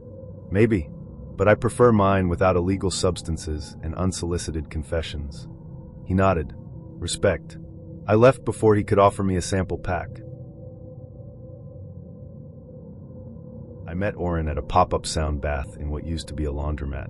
It still smelled faintly of fabric softener and the ghosts of lost socks, but someone had scattered floor cushions and set up a gong, so now it was apparently a healing space.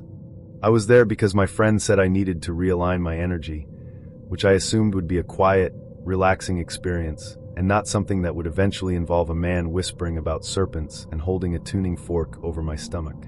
Oren found me near the door, just as I was slipping my shoes back on. Everyone else was still lying on the floor as if they had just been collectively unplugged. He walked up barefoot, wearing linen pants and a necklace that looked like it had been made from driftwood and intention. His expression was soft, steady, and just serious enough to make me wonder if he was about to offer me a prophecy or a business card. You breathe like someone with a trapped bird inside, he said. I blinked. Excuse me? He smiled, the kind of slow, knowing smile people usually reserve for scenes in indie films about grief and healing. It's not bad. Just guarded. But I can feel the flutter. Then he introduced himself. Just Oren. No last name, like he'd transcended the need for one. He asked if I'd ever explored energetic alignment. I said I'd once done goat yoga, but didn't think that counted. He laughed softly, as if I were a charming toddler who'd almost understood a metaphor. We talked for a few minutes about breath work, intention setting, and something he called auric congestion. I didn't understand most of it, but he smelled like sandalwood and didn't once mention cryptocurrency, so he was already ahead of my last 3 dates. He invited me to join him for a cacao ceremony and gentle activation later that week at his apartment. I agreed, mostly out of curiosity, partially out of loneliness, and a little because I wanted to see what kind of person described hot chocolate using that many syllables. When I arrived, his apartment was dimly lit and smelled like incense and something vaguely citrusy. The floor was covered in woven rugs, meditation cushions, and crystals of every shape and size. There were no chairs, only a large floor mat and a beanbag that looked like it had been through several emotional awakenings. I stepped carefully to avoid knocking over one of the many bowls of salt or sacred water, or whatever else was scattered around the room. He handed me a mug. Ceremonial cacao, he said reverently. Single origin, blessed under the full moon. No sugar. It tasted like warm mulch. I smiled politely and nodded, because there's no graceful way to say, "This reminds me of a tree that's trying to be soup." We sat facing each other on the mat. He placed a hand over his heart and asked me to do the same. Then he began a long, slow breathing pattern that sounded like he was warming up to blow out a birthday cake for someone he hadn't forgiven. I tried to match him, but ended up feeling like I was hyperventilating in slow motion. "I can feel your shield," he said after a while. "My what?" "Your emotional shield. It's wrapped around your sacral field." I nodded, vaguely embarrassed, even though I didn't know exactly what that meant. He said it with such confidence, like someone telling you there's spinach in your teeth. You don't question the details, you just feel exposed. He asked if I was ready to invite in the spiral. I said sure, assuming that was metaphorical. It was not.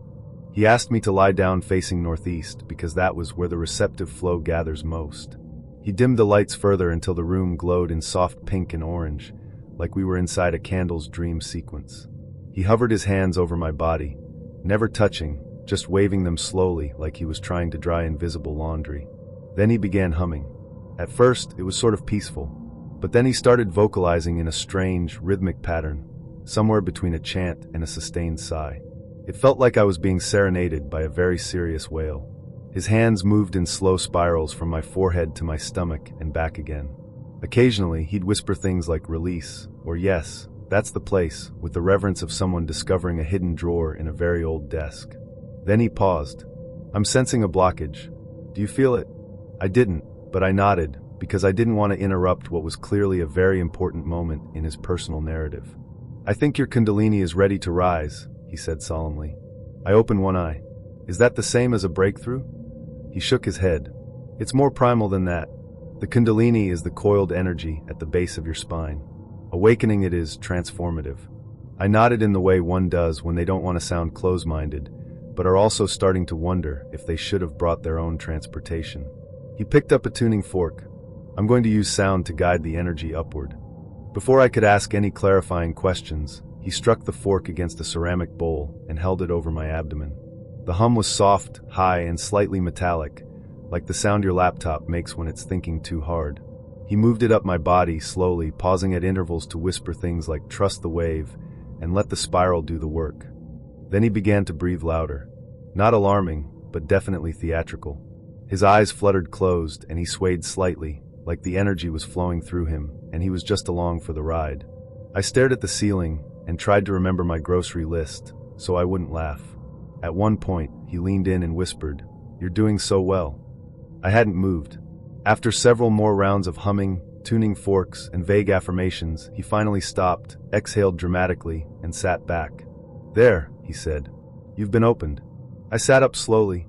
My back hurt a little from the mat, and I had a mild headache from all the sage smoke and spiritual intensity. How do you feel? He asked, leaning forward, eyes wide. Lighter, I said, which was technically true. I had skipped lunch. He smiled and reached for my hands. That's the power of aligned breath and sacred stillness. I nodded, unsure how to respond. I glanced at the clock. I had been there for almost 2 hours, and I still wasn't entirely sure what had happened. He offered me more cacao. I politely declined. He asked if I wanted to schedule another session. I might need a little time to integrate, I said. He nodded solemnly. Of course. The spiral takes time. I left with a small packet of post-activation herbs he insisted I take, dried flowers and what looked suspiciously like glitter. He said to steep it in water and think about my ancestors. I said I would. I did not. He invited me to a dinner party on our third date. Most people ease into that. Coffee. Drinks.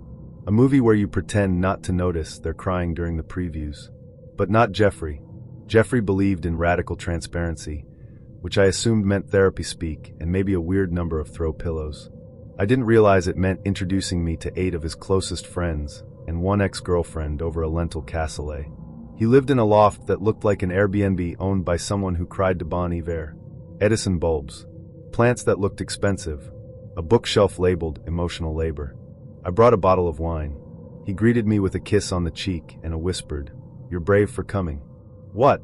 Nothing. Come in. The guests were already seated. There was a name card for me. A name. Card. I sat between a woman named Jules who wore a necklace shaped like a uterus and a man named Troy who looked like he'd fought in a war, but only internally. Jeffrey stood at the head of the table, beaming. Tonight, he said, is about connection, vulnerability, and carbs. Everyone clapped, unironically. Then the toasts began. Not bread. Declarations. Each guest stood, one by one, and offered a toast not to Jeffrey but to concepts. To softness, said Jules, raising her glass. To the death of performative masculinity, said Troy. To the moon's pull on our fluids, said someone named Kel. I smiled, nodded, drank. A lot. Then came the food. Jeffrey emerged from the kitchen holding a dish that looked like it had been blessed by a French witch. Cassoulet, he announced, made with heirloom legumes and metaphysical intention. We served ourselves. I took a small portion. It tasted like sadness and cumin. Halfway through the meal, someone asked how Jeffrey and I met. Dating app, I said. Jeffrey smiled. But not just any app. We matched during Mercury retrograde, which means our connection is karmic. I sipped more wine. Then his ex spoke. Yes, while Mercury also ruled our relationship. Until it combusted. Silence. Jeffrey nodded solemnly. We grew. We evolved. I'm grateful for every rupture. She looked at me and said, he cries after sex. Just so you know. I laughed. No one else did. Jules touched my arm. This is a safe space. But please don't mock grief. I apologized. To the room. Like I was on trial. Then came the second course, a salad with pomegranate seeds, goat cheese, and surprise, an edible flower. There's a story behind this flower, Jeffrey said. It bloomed the day I stopped apologizing for my needs. Everyone clapped again. I chewed the flower. It tasted like paper and regret. Dessert was a single fig split in half, drizzled with something unholy, and described as a metaphor. By then, I was tipsy and unhinged. So when Jeffrey asked if I wanted to offer a toast, I stood up. I raised my glass and said, to boundaries, and silence, and the courage to admit that Cassoulet is just bean soup with delusions of grandeur. No one clapped. Jeffrey looked like I'd kicked his spirit animal. I sat down. We didn't speak for the rest of the night. As I left, he handed me a Tupperware of leftovers and said, I hope you find your softness. I threw it away 2 blocks later. He texted me the next day. You have potential, but your energy needs seasoning. F off, sir. I matched with Idris because he looked normal. That's how low the bar was. He had clear skin, a neutral smile, and a bio that said plant dad, good listener, emotionally available, unless I'm watching F1. He seemed harmless, like a guy who owned throw pillows and paid his taxes early. We met at his place for Thai takeout and wine. I know, rookie move, but we'd FaceTime twice, and he had a cat named Chaucer. Anyone who names their cat after a medieval poet can't be dangerous, right? Wrong. He opened the door wearing joggers, a Henley, and the kind of cologne that says, I'm not a serial killer, but I'd like you to wonder anyway. Chaucer the cat was perched on the windowsill like a tiny judge. Dinner was fine. We talked about TV shows, travel, and how his last relationship ended because she didn't respect the sanctity of brunch. I laughed. He laughed. The wine flowed. I started to relax. Then it got weird. We were sitting on the floor, eating pad CEU off ceramic plates like we were in a poorly funded indie film. Idris was telling a story about growing up in the Midwest when Chaucer jumped onto the couch and let out a long, slow meow. Idris paused mid-sentence. He turned to the cat. Do you hear that? He whispered. Hear what? He stared at Chaucer. That meow. It's the sound of longing. I chuckled. Okay, Shakespeare. He didn't laugh. He turned back to me, eyes glassy. My therapist says I project desires onto Chaucer, that I use him as a vessel for suppressed emotional expression. I nodded slowly. That's specific. I think he meows when he senses intimacy. Or hunger. No, Idris said firmly. It's deeper than that. Chaucer meowed again. Idris closed his eyes. It's happening, he whispered. What's happening? The resonance. I stared at him. Are you okay? He opened his eyes and looked at me like I'd just asked if water was wet. Don't you feel it? The vibration? The alignment? I feel a little confused. He reached for my hand. Sometimes, when Chaucer meows like that, it means I'm about to have a breakthrough. Emotionally. Or otherwise. Otherwise? He didn't answer. Instead, he stood up, walked to the cat, and knelt like he was about to propose. Speak your truth, he whispered. Chaucer meowed. Idris shivered. I considered leaving. Then he turned to me and said, You smell like trust. I blinked. What?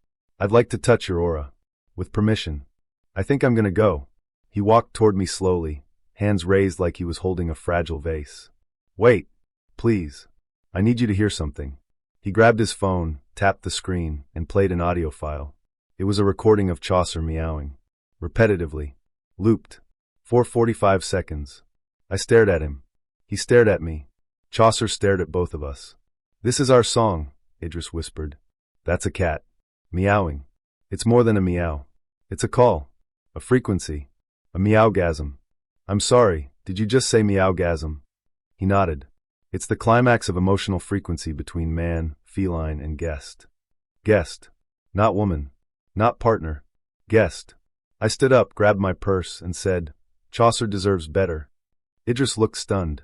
But you haven't even seen the poem I wrote based on his tail movements. I have to go. My aura is leaking. He followed me to the door, holding his phone out like a peace offering. Just listen to the end. There's a meow at the 30-second mark that changed my life. I left before he could finish the sentence. He texted me the next morning. Chaucer meowed at my bedroom door all night. He's never done that before. He misses your energy. Blocked. We didn't even know each other's middle names. That's the part one keep coming back to. Her name was Kelly, and we met on a Thursday night when I was bored, a little wine-warmed, and unreasonably optimistic about dating apps. She had a sharp smile, a bio that said no Capricorns, I lied, and a photo where she was holding a falcon. I thought, either she's got stories or she's unhinged in a way I can manage. We matched. We met. Drinks turned into more drinks, which turned into a long walk, which turned into her leaning in and saying, Your apartment or mine? Her voice was low, confident, like this wasn't her first time, making someone feel like the answer was obvious. We went to my place. She kicked her shoes off like she owned the floor. We kissed like we'd had a fight in a past life. It was fast, clumsy, and a little too intense for people who hadn't learned each other's last names yet. She kept laughing, even while kissing me. Not in a mocking way, more like she was in on a joke that hadn't been told yet. We fell asleep tangled up in each other somewhere between 3 and 4 a.m., after she whispered something about Saturn returns that I didn't fully understand. In the morning, I made coffee.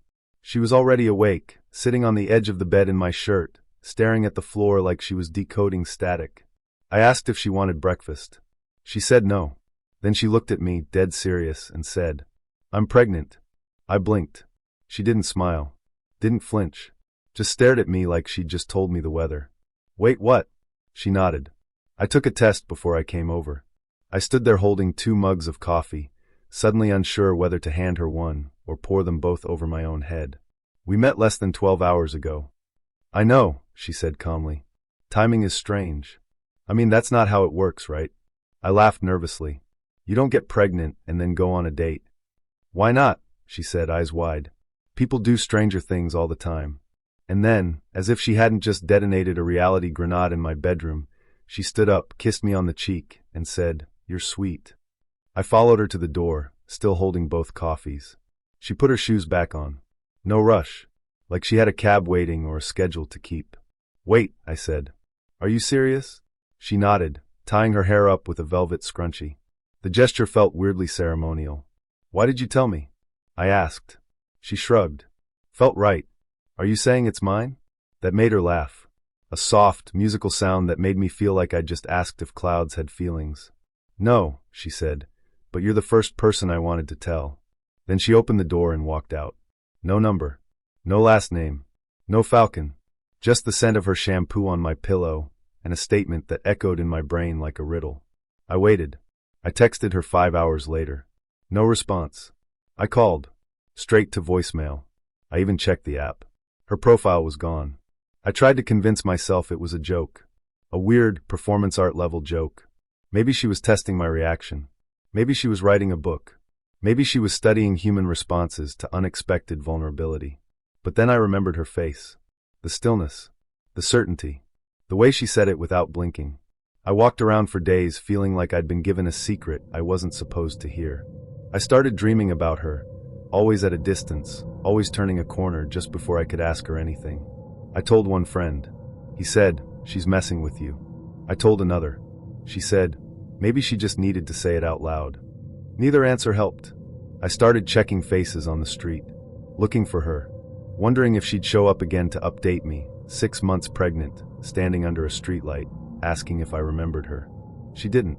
But once, a few weeks later, I opened a random drawer in my bathroom and found a tube of lipstick I didn't recognize. Pale mauve. The kind of color you only wear if you're sure of your mouth. I don't know if she left it on purpose. I kept it anyway.